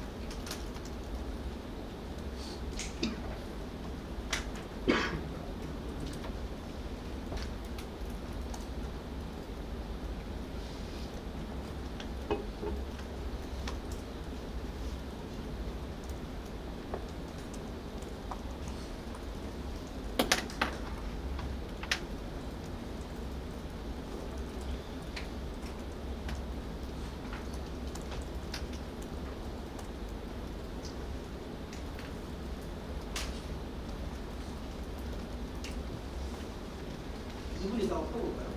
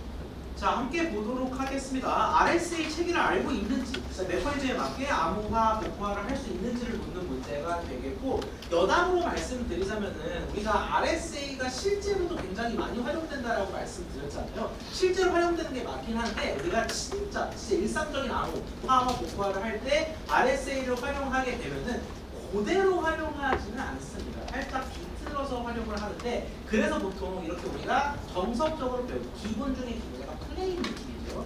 기본 RSA를 텍스트북 RSA라고 많이들 얘기해요. 또 패딩이나 기타 기법 없이 순수하게 RSA를 했다라는 점에서 텍스트북 RSA라고 얘기하는데, 뭐 시험이나 이건 다음 주죠. 시험이나 저희 강좌에서 RSA를 언급할 때는 저희가 배운 RSA, 요 기본 RSA라고 생각해 주시면 되겠습니다. 실제로도 이 RSA가 우리가 늘 기본적으로 다룰 때, 그냥 통상적으로 이론적 RSA라고 했을 때 요거 그대로거든요. 그래서 시험에서 마주할 때는 배운 RSA대로 이해하시면 되겠습니다. 자, 프라임 너브 P와 17, 19, P17, Q19를 선택했다라고 했을 때 N은 자연스럽게 결정이 돼요. 3, 2, 3, 2를 곱한 3, 2, 3으로 결정이 되고, 17과 19 모두 소수이기 때문에 알 수 있는 건 뭐가? 파이 N의 값을 쉽게 알 수 있다라는 겁니다. 파이 N은 얼마냐면은 파이 17 곱하기 19로 표현할 수 있는데, 둘이 서로 소기 때문에 17, 19로 쉽게 곱셈으로 나타낼 수가 있고, 또 심지어 둘은 소수이므로 다시 말해서 288일까요? 이렇게 나타낼 수가 있겠습니다. 자, 그 상태에서 우리가 어디로 가야 하냐면은 개인키 D를 구하는 상황으로 가야 되는데, 개인키 D는 결국 E와 D의 조합으로 우리가 D를 구할 수 있다라고 말씀을 드렸어요. 특히 어떤 조합? 2 곱하기 D를 으로 나눈 나머지가 1인 황금 조합. 이 바로 E와 D가 되겠다라는 겁니다. 근데 2가 결정이 됐어요. 앞서서도 좋은 질문 주셨는데 2를 어떻게 설정할 수 있을 것인가? 우리가 설정하는 상황도 있고 이렇게 설정된 상황도 있겠습니다. 여기 설정된 상황이죠. 13인 상태에서 D를 결정하겠다라는 건데, 우리가 13 곱하기 1, 2, 3, 4 등등을 해볼 수도 있지만, 그러기에는 지금 타겟 파이 N 288이 너무 크죠. 표시를 안 해요. 그렇기 때문에 방금 전에 살짝 언급드렸던 대로 역으로 만듭니다. 288 더하기 1, 288 곱하기 2 더하기 1, 285 곱하기 3 더하기 1, 이렇게 하면 좀 더 빠를 것 같다라는 거예요. 288 더하기 1, 289. 여기부터는 친구의 힘을 빌리게 됩니다. 577이 됩니다.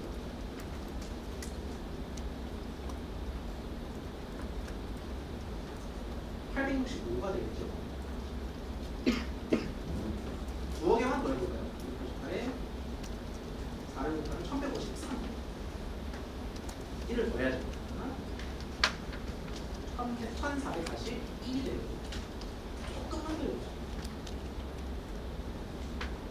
1720조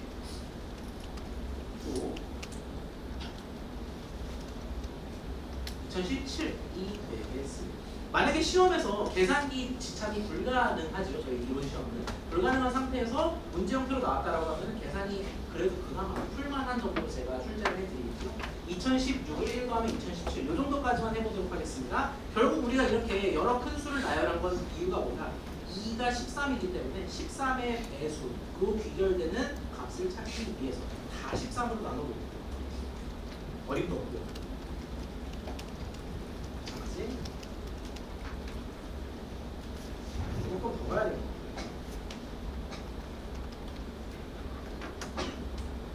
이제 나오네요. 6번 정도면은 할만한 계산이 아니다. 13으로 나왔을 때 133이 나오는 걸 확인할 수가 있을 텐데 그럼 D가 뭐다? 으로 결정이 된다라는 겁니다. 이 모두가 알 수 있는 암호화용 키는 2가 이미 나온 13이 되겠고 나만 아는 진짜 복구화를 할 수 있는 자만이 얻을 수 있는 이 기밀 ATT는 133이 되겠다라는 겁니다. D의 답은 1, 3, 3이 될 것 같네요. 두 번째, 바비 평문 2를 앨리스에게 보내고자 합니다. 2라고 줬기 때문에 조금 계산이 편할 것 같아요. 앨리스의 공개 정보를 활용해서 암호문 C를 구하라라고 되어 있습니다. 공개 정보를 활용해서 암호문 C를 구하라라고 했는데 말이 좋아서 이렇게 길게 풀었을 거지. 암호화하라. 2를 암호화하라라는 거죠. 암호화는 세상 모두 다 할 수 있다. RSA 원리만 알면. 또 뭐를 알면? 공개 키 2를 알면. 결국 뭐다? 평문 2와 공개 키 13을 알 때 우리가 할 수 있는 자연스러운 액션은 2에서 13승을 하는 거다. 다행히 밑이 2여가지고 천만다행이에요. 2의 13승 정도는 충분히 계산할 만할 것 같아요. 2의 13승은 얼마인가요? 1024 곱하기 8인가요? 그러면 8100 일까? 이 정도가 되겠죠. 자, 그러면 8192라고 되어 있는데 우리 이거 어떤 식으로 암호문으로 변환했죠? 결국 2랑 D 곱한 거 1 그런 거 얘기할 때나 파이 세계에 뛰어들었지 핵심은 뭐다? n 값을 가지고 모듈로 때리는 게 RSA 전반의 핵심이었어. 결국 얘를 뭐로 나눈 나머지를 찾고 싶은가? 323으로 나눈 나머지를 찾으면 되겠다라는 거죠. 얘의 모드 323 따로 계산하지 않겠습니다. 323으로 나눈 나머지가 바로 우리가 찾는 암호문 C가 되겠습니다. 그 C는 검산까지 할 수 있죠. 어떻게 검산할 수 있어? C를 이 D값, 특수한 D값을 가진 사람이 복구했을 때 2로 돌아가면 되겠지. 그 정도의 검사는 계산량이 많아가지고 아마 컴퓨터로 해야 할 것 같아요. 이렇게 두 문제를 풀어보았습니다. 결국 RSA의 핵심은 뭐다? N은 두 소수의 곱이고 그 모듈로로 모든 걸 한다. 암호화든 복구하든. 다만 복구화 개인키는 복구화할 수 있는 사람만 가지고 있다가 RSA 암호체계의 전반이 되겠습니다. 이 문제에 대해서 질문 있을까요?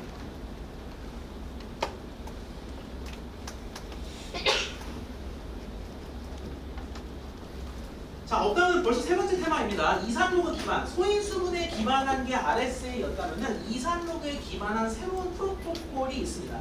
얘는 체계가 아니라 프로토콜이라고 제가 명명을 했는데 실제로 조금 목적이 달라요.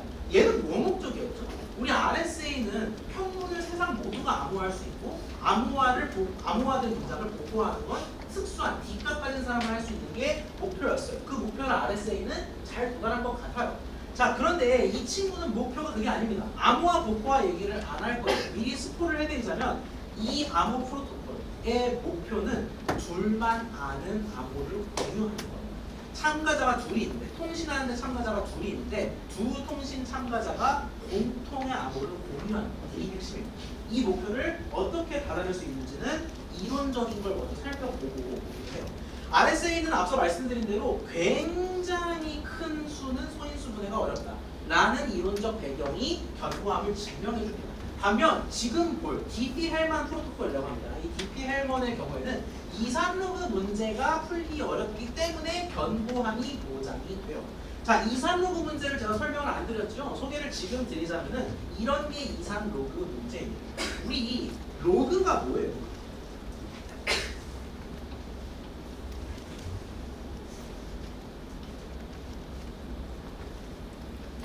이거 로그 아니에요? 3의 x승은 243이다. 그러면 x는 얼마일까요? 라고 했을 때 그 x 찾는 게 로그 3, 2, 4, 3. 이게 로그의 정의잖아요. 지수의 반대 로그. 그래서 이산 로그, 이산이 디스크리트. 그러니까 이산 로그는 이런 겁니다. 3의 x승을 뭔가로 나눴을 때 이 값이 나왔대요. 그러면 x는 뭘까요? 라고 했을 때 우리 이산 로그가 아니라 그냥 로그면은 계산기 돌리면 되죠. x는 로그 3의 2384라고 하면 답이 딱 나올 거 아니야. 근데 문제는 뭐냐면 얘는 지금 모듈 연산이거든요. 즉 딱딱 떨어지는 나머지 연산이기 때문에 얘를 바로 풀 수가 없어요. 뭐 방법은 여러 가지겠죠. 대표적으로 생각할 수 있는 건 1을 넣어봅니다. 2를 넣어. 다 있겠지만 이런 식으로 풀기에는 너무 숫자가 커요. 그래서 얘도 풀 수 있지만 숫자 커서 힘들었던 것처럼 얘도 풀 수 있지만 숫자가 너무 커. 그래서 이 문제를 풀기 어렵다라는 게 디피-헬만 프로토콜이 안전하다라는 걸 보장하겠습니다. 얘도 역시 그냥 머릿속에 상기만 해주세요. 아, 디피-헬만은 2, 3로그 문제가 어렵대. 그래서 안전하대. 그 뒤에 프로토콜을 다 보면 느낌을 주고 아, 이래서 뜬금없이 2, 3로그 문제를 라는 거를 조금 이따가 알게 되실 거예요. 자, 얘는 이론적 배경을 하나만 더 하시면 됩니다. 우리 오일러 파트가 좀 길었고 얘는 하나만 더 하시면 되는데 말이 길고 실제로 되게 직관적인 개념이에요. 원시근, 영어로는 프리미티브 루트라고 하는 이 원시근에 대해서 살펴볼 건데 우리가 거듭 제곱을 계속하는 상황을 생각을 해볼게요. 예를 들어 x가 3인 경우에는 3이 있고 3의 제곱이 있고 3의 3승이 있고 3의 4승이 있고 3의 5승이 있고 3의 6승이 있고 있겠죠? 자, 그러면 예를 들어 m이 8인 상황을 한번 생각해 보도록 하겠습니다. x가 3이고 m이 8인 상황이에요.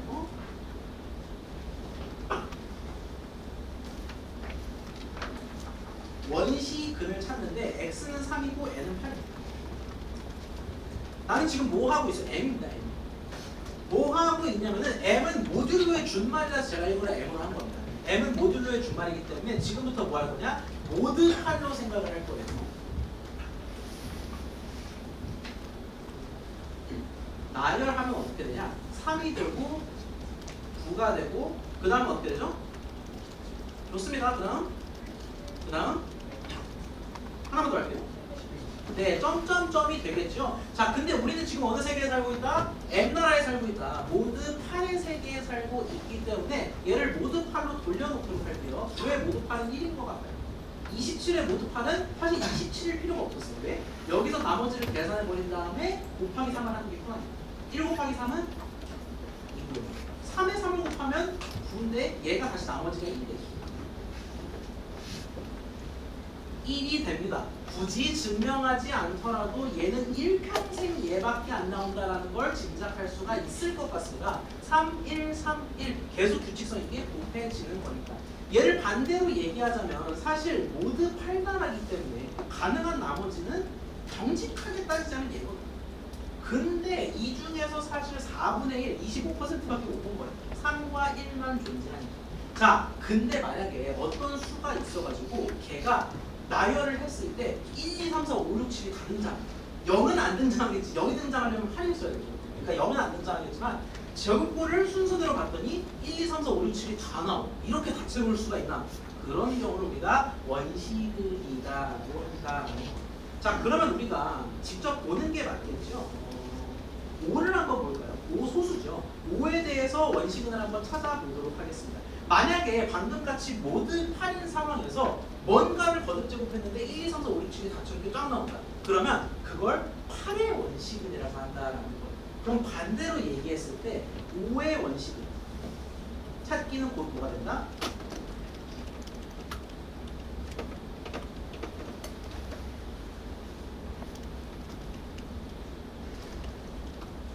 이 되겠다라는 겁니다. 뭔가를 거듭제곱을 반복할 때 1, 2, 3, 4가 다 등장하는 아주 화려한 상황.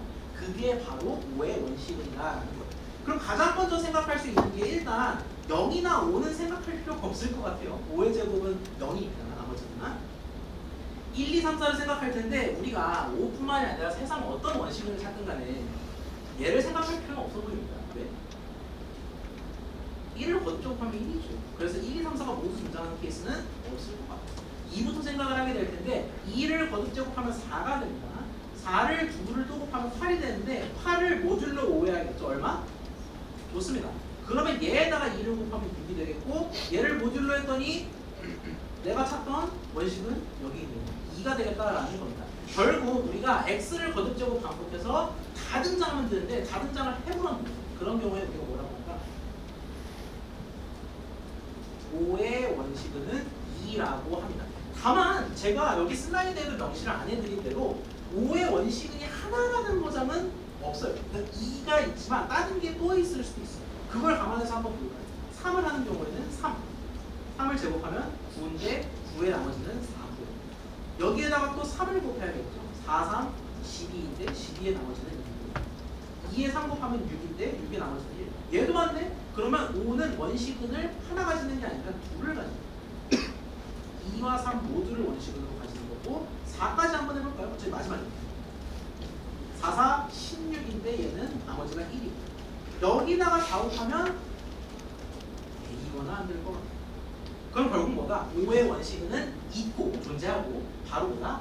2와 3 두 가지가 존재한다라고 결론 내릴 수가 있겠습니다. 자연수 6에 대한 원시근은 존재하는가? 팝 퀴즈 풀기 전에 먼저 말씀드리자면은 모든 소수에 대해서 원시근은 존재합니다. 그러니까 17, 31, 47 이런 것들은 무조건 원시근이 존재해요. 뭔지는 몰라요. 이가 아닐 수도 있어요. 하지만 원시근이 존재한다라는 것은 이미 증명된 바 있습니다. 이거는 그냥 알려진 사실로 생각하고 넘어가셔도 괜찮아요. 자, 그러면 여기서 자연스럽게 생각할 수 있는 게 소수면 원시근이 있다. 그럼 소수가 아니면 원시근이 없다. 방금 8 했을 때 잘 풀리는 거예요. 그렇게 생각하실 수 있거든요. 6을 보면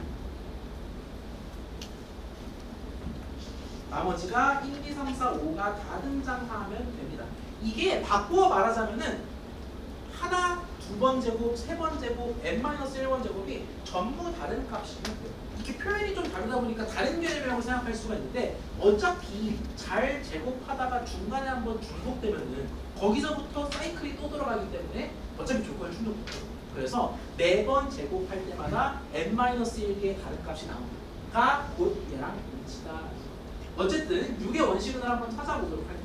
6의 원시근을 찾는데 2의 제곱을 하면 2 되는데 8은 6으로 나누면 2가 되거든요.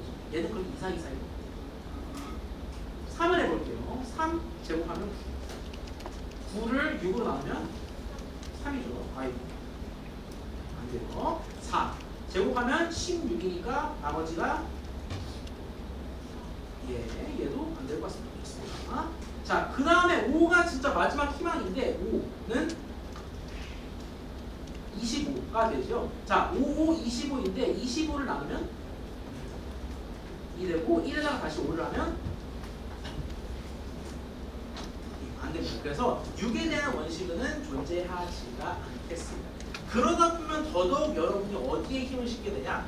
소수가 아니면은 원시근은 없다라고 생각하실 수 있는데 그거는 아니에요. 그건 아닙니다. 그거는 아니라는 거를 말씀을 드리겠고요.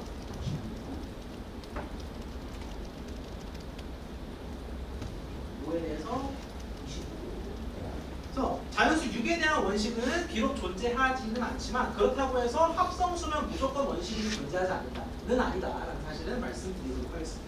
그리고 11에 대한 원시근은 총 4개 존재하는데 이거 찾아볼게요.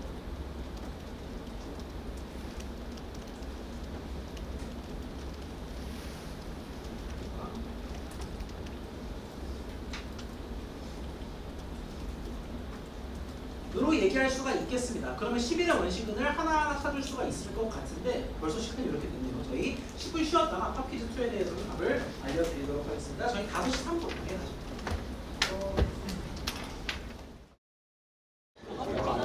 자, 저희 계속 마지막까지 달려보도록 하겠습니다. 내용이 많이 남은 건 아니에요. ETL문이랑 살짝만 더 볼 건데 원시근에서 한 가지만 정정하고 가도록 하겠습니다. 저희가 결국 원시근을 배우는 궁극적인 목적은 DPL만 이해하려고 하는 거거든요. 그래서 원시근을 사실 더 엄밀하게 정의하기 위해서는 이것보다 더 많은 전제들이 필요해요. 그래서 여기서 살짝만 정정할게요.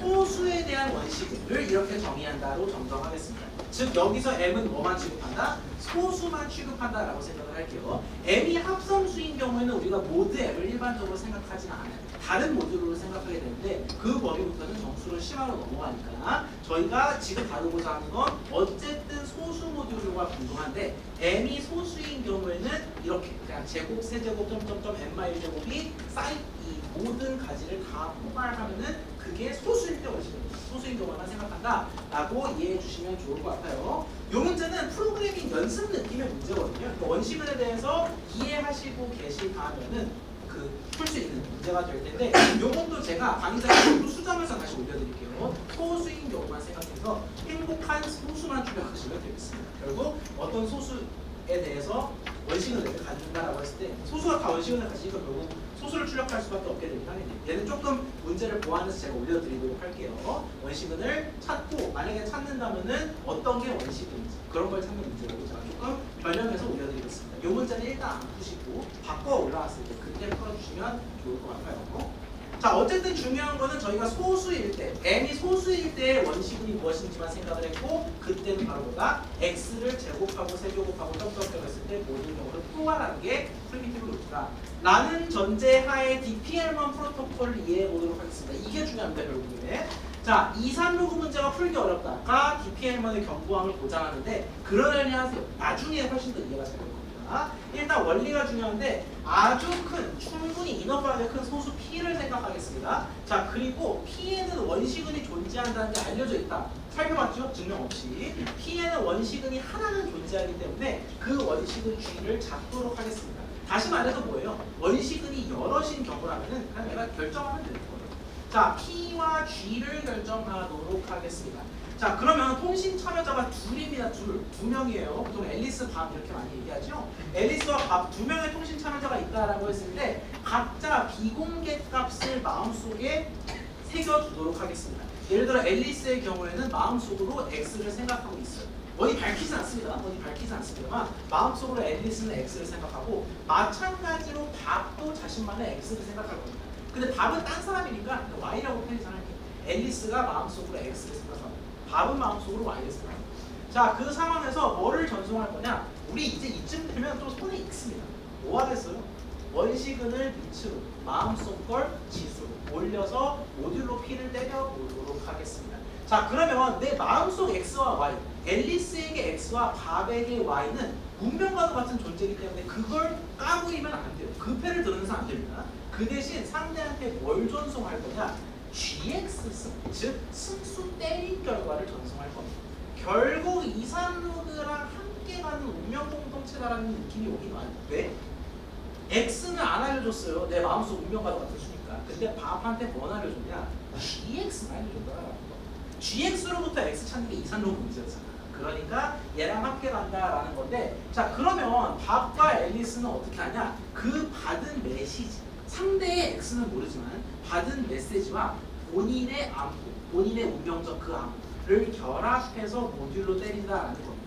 벌써 눈치채신 분들도 있겠지만 그러면 결론적으로 우리 결론이 다르다고 했죠. RSA랑 결론이 뭐냐면은 통신에 참여하는 앨리스와 밥 둘은 동일한 비밀키를 공유하게 된다라는 겁니다. 자, 그러면 얘가 어떤 식으로 실제로 구현이 될까? 상황을 볼게요. 상황을 보면 이해가 훨씬 빠릅니다. 다시 한번 말씀드립니다. 앨리스와 밥의 목표는 뭐냐면 둘만이 아는 키를 공유하는 거예요. 그러니까 둘끼리 하나의 애칭을 공유하는 그런 느낌인 거죠. 그래서 공통된 비밀키를 공유하는 게 궁극적 목표인데 이미 결론에 도달한 건 확인할 수 있어요. 왜? 둘 다 18이라는 비밀키를 공유하게 되었어요. 근데 문제는 어떻게 그 결론에 도달했느냐입니다. 어떻게 안전하게 둘 다 18이라는 값을 공유하게 되었는가 를 살펴보도록 할게요. 자, 소수와 원시근을 결정하는 첫 번째라고 말씀을 드렸는데 짧게 하겠습니다. 23 그리고 7을 거듭 제곱하다 보면은 22개가 다 나오거든요. 그건 당연히 컴퓨터로 돌리고 사람이 하는 게 아닙니다. 7이 원시근 중 하나입니다. 그래서 P는 23, B는 7로 잡도록 하겠습니다. 얘는 공개 데이터입니다. 그냥 사이트에 올리는 거예요. 세상 모두가 23과 7은 알고 있습니다.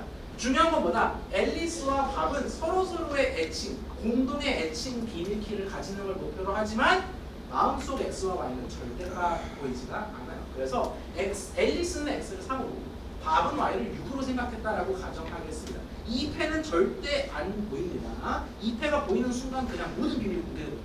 그래서 X는 3, Y는 6을 지정한 상태에서 앨리스와 밥이 똑같은 짓을 합니다. 방향만 반대예요. 앨리스는 밥에게, 밥은 앨리스에게. 똑같은 무슨 짓을 하느냐? 이미 설명해 드렸지만 G 치고자 맞죠? G에다가 3승 때리는 이 자연스러운 액션을 취한다라는 겁니다. 모듈로 뭐? 모듈로 P의 내분. 7의 3승 모듈로 23 때리면 21이거든요. 그래서 앨리스는 21이라는 거를 밥한테 전송할 수 있다라는 겁니다. 2패는 못 가요. 너무 비밀스러운 내 운명이라서 3은 못 가지만 내가 밥한테 뭐는 까줄 수 있다. 21은 알려줄 수 있다라는 겁니다. 밥도 마찬가지. 6은 못 가 보여요. 못 가 보이지만 6을 승수로 놓은 즉 7의 6승인 모듈로 4값은 앨리스한테 보낼 수가 있다라는 겁니다. 근데 공교롭게도 값만 보면은 지금 뭔 소리인지를 모르겠거든요. 21을 전송하고 4를 전송하고 어쩌라고. 근데 밑을 보면은 비밀키인 18이 순식간에 튀어나와요. 왜? 앨리스 기준에서 생각할게요. 앨리스는 마음속에 3을 품고 있고요. 값을 전송한 건 그냥 쏜 거니까 내가 메시지 보낸 거니까 이제 관심이 없어. 근데 앨리스가 밥이랑 통신하면서 새로 얻은 값은 하나밖에 없습니다. 뭐? 좋습니다. 4죠. 그러면은 4 가지고 뭐 하겠어요? 우리 계속 똑같은 짓만 하고 있어요. 4를 얻었으니까 얘도 승수 때려볼까라는 건데 몇 승을 때리겠어요? 내 마음속 비밀하고 3승을 때리겠다라는 거죠. 4의 3승은 23으로 나누면 가운데는 잠깐 보지 마세요. 4의 3승은 23으로 나누면 18이 나와요. 근데 밥에 똑같은 액션을 취하잖아요. 밥은 앨리스한테 받은 게 하나밖에 없어요. 21밖에 못 받았고 본인 마음속에 6을 품고 있으니까 받은 건 21, 마음속 비밀하고 6 승수를 때리세요. 그러면 23 컴퓨터로 해야겠죠. 모두 23을 했을 때 18이 나오는 걸 알 수 있습니다. 이것도 RSA에서의 그때처럼 우연이 아니라 운명이다라는 겁니다. 왜 그러냐? 4의 3승을 풀었으면 7의 6승 얘가 7의 6승을 했으니까 나온 거잖아요. 7의 6승에 3승이 됩니다. 근데 얘도 풀었으면 21이 나오기 때문에 7의 3승이라서 20. 그러면 7의 3승에 6승을 모듈로 때리느냐 7의 6승 대 3승을 모듈로 때리느냐인데 둘은 다 뭐예요? 7에 똑같이 18승 그렇기 때문에 아하 그냥 애초에 황토색으로 하이라이트한 요값 자체가 실제로 같으니까 모듈로를 때리고 나서도 같을 수밖에 없다 라는 게 바로 DP-헬먼 프로토콜 결국 둘 공통의 애칭이 18이었다라는 것을 확인할 수가 있겠습니다. 본인의 펜은 끝까지 안 갔어요. 3과 6은 이 마지막까지도 알 수가 없습니다. 하지만 18이라는 거는 밥도 18이라고 알고 있고 앨리스 18이라고 알고 있고 그러면 이 공동의 비밀키를 가지고 암호화에 쓰든 메시지 통신에 쓰든 뭔가를 할 수 있겠죠. 결국 이 프로토콜의 목표는 둘만 아는 공통의 메시지 하나를 얻는 거였는데 얻었다. 그게 바로 18이라는 값이다라는 거를 확인할 수 있었습니다. 여기까지 혹시 질문 있을까요? 특정 부분 다시 설명해달라 이런 거 괜찮습니다. 여기서 앨리스가 가진 3이랑 저리 가진 6이 곱해서 18 나오는 건 그냥 우연. 아 그거야말로 정말 그래요. 그거는 사실 아무 관계가 없고요. 3과 6을 곱했을 때 18이 나오는 거는 뭐 그냥 이 식의 결과 우연찮게 맞아떨어진 거예요. 왜냐면 둘이 곱했을 때가 비밀키가 되는 순간 Y를 가진 밥은 X를 까보일 수가 있어요. 그렇게 되거든요. 그래서 그건 진짜 오해되겠어요. 다른 질문 있어요?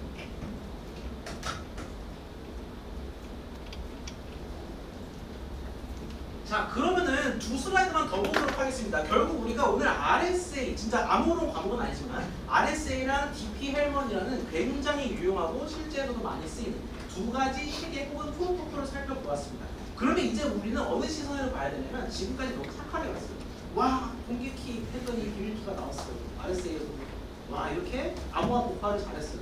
근데 세상이 이렇게 친절하지는 않습니다. 결국 세상은 공격자의 입장에서 어떻게든 누군가 이 암호체계를 뚫으려고 하고 이 프로토콜을 뚫으려고 한다는 겁니다. 그러면 공격자 입장에서 어떤 공격이 가능할지 그리고 제가 말씀드린 대로 RSA나 DP-헬먼은 견고하거든요. 견고한 편으로 알려진 알고리즘이기 때문에 왜 견고한지에 대해서 부연 설명을 드리고 마치도록 하겠습니다. 자 슬라이드 내용을 그대로 가지고 왔어요. 제가 그 눈 이모지를 좀 넣어놨습니다. 이게 공격자라고 생각하시면 돼요. 네, 이게 공격자가 되겠습니다. 약간 좀 뭐 축구 선수가 생각나는 이모지인데 아무튼 이렇게 눈 이모지가 공격자라는 시선에서 보았을 때 RSA 암호 체계를 먼저 들여다보도록 할게요. RSA 암호 체계 이렇게 된다라고 말씀드렸고 복습 차원에서 한 번 더 보자면은 77을 11과 7의 곱으로 표현했고 그 결과 파이 값을 얻었기 때문에 이렇게 암호화도 누구나 가는 복호화는 나만 가는이라고 말씀을 드렸습니다. 그러면 공격자의 시선에서 첫 번째로 생각할 수 있는 것은 브루트포스가 되겠습니다. 결국 뭐다? 암호문이 47이라고 했을 때 우리가 47에 13승을 해서 이 D를 가진 사람은 5라는 평균을 얻은 거잖아요. 그럼 반대로 생각하면 47에 대해서 모든 승수를 다 계산해보면 평균이 하나는 커질 거예요. 그래서 마찬가지로 C저 때와 마찬가지로 다 해봐서 평균을 얻는다 라는 방법을 생각할 수 있겠지만 우리 지금 이거는 77 정도 되는 미니 RSA니까 브루트포스를 생각이나 할 수 있는 거지. N 값이 30짜리야. 브루트포스가 의미가 없죠. 다 계산할 수가 없으니까. 진짜 몇백만 년이 걸릴 테니까. 그래서 브루트포스를 이렇게 생각할 수는 있지만 모든 경우를 시도하는 거는 통상적인 RSA에서는 무리다라고 결론 지을 수가 있겠습니다. 자, 그러면 두 번째로 생각할 수 있는 건 소인수분해. 앞서 언급 한번 드렸던 대로 소인수분해 공격이 되겠어요. N은 77이 있을 때 얘가 만약에 공격자가 7과 11의 곱이라는 거를 안다. 즉 공격자가 소인수분해를 진짜 열심히 한 끝에 성공했다면은 파이 77을 얻었다라는 거고요. 파이 77을 얻었다라는 건 2는 세상 천지에 걸려있기 때문에 D를 얻었다. D를 얻으면 정확히 밥이랑 돌이라는 상황이 되니까 뭐든 다 복구할 수 있다라는 겁니다. 결국 여기서 말씀드리고 싶은 건 뭐냐? 소인수분의 공격이 성공하는 순간 암호 체계는 깨진 겁니다. 근데 반대로 얘기하자면 다른 공격 노트를 방금 질문 나왔던 대로 다른 공격 노트를 찾지 않는 이상 소인수분해를 못한다면은 얘도 풀 수가 없겠다라는 거고 우리는 P와 Q가 끝내주게 큰 수라는 전제를 깔고 갔기 때문에 결국 이 이퀘이션은 비교적 안전하다고 결론 내릴 수가 있겠습니다. DPL만은 두 가지 차원을 좀 생각해 볼 필요가 있을 텐데 첫 번째로 이산로그 공격에 대해서 얘기하도록 할게요. 만약에 우리가 이산로그의 베이스를 두고 안전함을 보장한다라고 말씀드렸는데 왜 그러냐면은 7의 x승은 21이라는 이 방정식을 생각을 해볼게요. 물론 모듈로 얼마겠어요? 여기 잡은 대로 23, 여기 잡은 대로 23이 되겠습니다.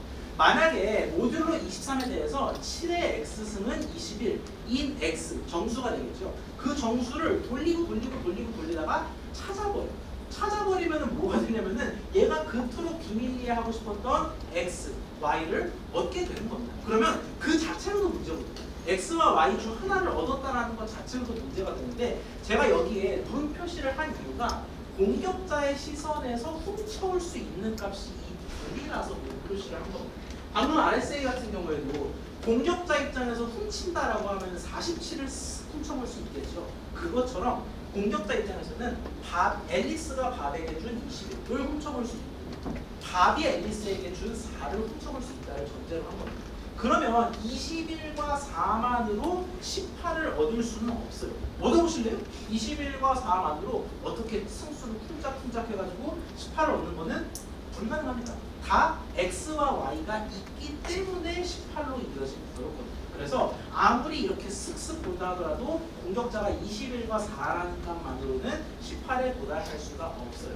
근데 이산로그 문제, 저런 식의 방정식을 풀어버리는 바람에 x나 y, 아무데나 상관없어요. x나 y 중 하나를 찾게 되면은 이걸 그대로 수행할 수가 있게 됩니다. 즉 본인의 패가 까임은 물론이고 18라는 빈키에 도달할 수가 있다. 공격자가 이산로그 문제를 해결하면 이 암호 시스템이 무너진다라는 건데 말씀드렸죠. 이산로그 문제도 해결하기 난해하다고. 결국 얘의 안정성을 이런 식으로 보장할 수가 있겠다라는 거고요. 자, DPL만 한 가지만 더 말씀을 드릴 수가 있을 것 같아요. 이산로그 공격이 어려워요. 그래서 견고함이 보장되는 건 사실인데 잘 알려진 공격 패턴 중에서 중간자 공격이라는 새로운 공격 패턴이 있습니다. 얘는 뭐냐면 단순히 값을 흘겨봐서 훔쳐오는 걸 넘어서서 허위 값을 정성하는 공격을 의미해요. 이게 실제로는 정말 숫자만 왔다 갔다 하는 게 아니라 데이터 통신, 네트워크 통신이기 때문에 값을 훔쳐오는 건 물론이고 가짜 값을 보낼 수도 있거든요. 쉽게 얘기하면 우리 피싱 같은 개념을 생각하면 되죠. 가짜 값을 전송할 수가 있다라는 겁니다. 공격자 머시기가 앨리스와 발에게 허위 값을 전송한다라는 거예요. 다시 말해서 21,4를 훔쳐보는 것뿐만이 아니라 얘가 앨리스가 밥에게 21을 전송했다라는 거는 밥이 당연히 21을 받았을 거다라고 우리는 생각을 하는데 공격자가 얘를 훔쳐온 다음에 엉뚱한 값을 보내버리는 거예요. 내가 알고 있는 값을. 그러면 어떻게 된다? 앨리스와 공격자가 엉뚱하게 키를 공유해요. 공격자와 밥이 엉뚱하게 키를 공유하게 됩니다. 그럼에도 불구하고 앨리스와 밥은 서로 키를 공유하지 못하게 된다. 즉 앨리스는 나는 밥이랑 18이 아니겠죠. 공격자가 훔쳤으니까. 앨리스는 밥과 7을 공유한다 라고 착각하게 됩니다. 밥은 공격자가 15를 공유한다 라고 착각하게 돼요. 하지만 이건 공격자가 억지로 집어넣은 값이죠. 이런 것을 우리가 중간자 공격이라고 얘기합니다. 단순히 훔치는 것뿐만이 아니라 엉뚱한 값을 쏘므로써 관계를 무너뜨리는, 네트워크를 무너뜨리는 것을 우리가 중간자 공격이라고 하는데, 여기서부터는 사실 정수론과 알고리즘의 범위보다는 네트워크 보안의 범위이기 때문에 이 정도로만, 공격을 소개하는 것 정도로만 넘어가도록 하겠습니다. 결국 뭐다? 두 가지는 각각 서로 다른 방어벽을 가지고 있는데, RSA는 암호문을 언제든 훔쳐볼 수 있지만, 공격자가 언제든 암호문을 47이라든가 슬긋슬긋 볼 수 있지만, 이걸 안다고 해서 브루트포스로 47 있으면 47 있으면 너무 터무니없는 결과고요. 소인수분의 공격으로 어떻게 할 수는 있겠지만 소인수분의 자체가 어렵다 라는 게 안전성을 보장한다면, DPL머는 중간자 같은 특수 케이스를 제외했을 때는 얘를 알아요. 결국 아무리 21과 4를 안다고 해도 끝끝내 18에 도달하려면 X나 Y를 찾아야 할 텐데, 그걸 찾기가 어렵다는 게 안전성을 보장하겠습니다. 여기까지 질문 있을까요?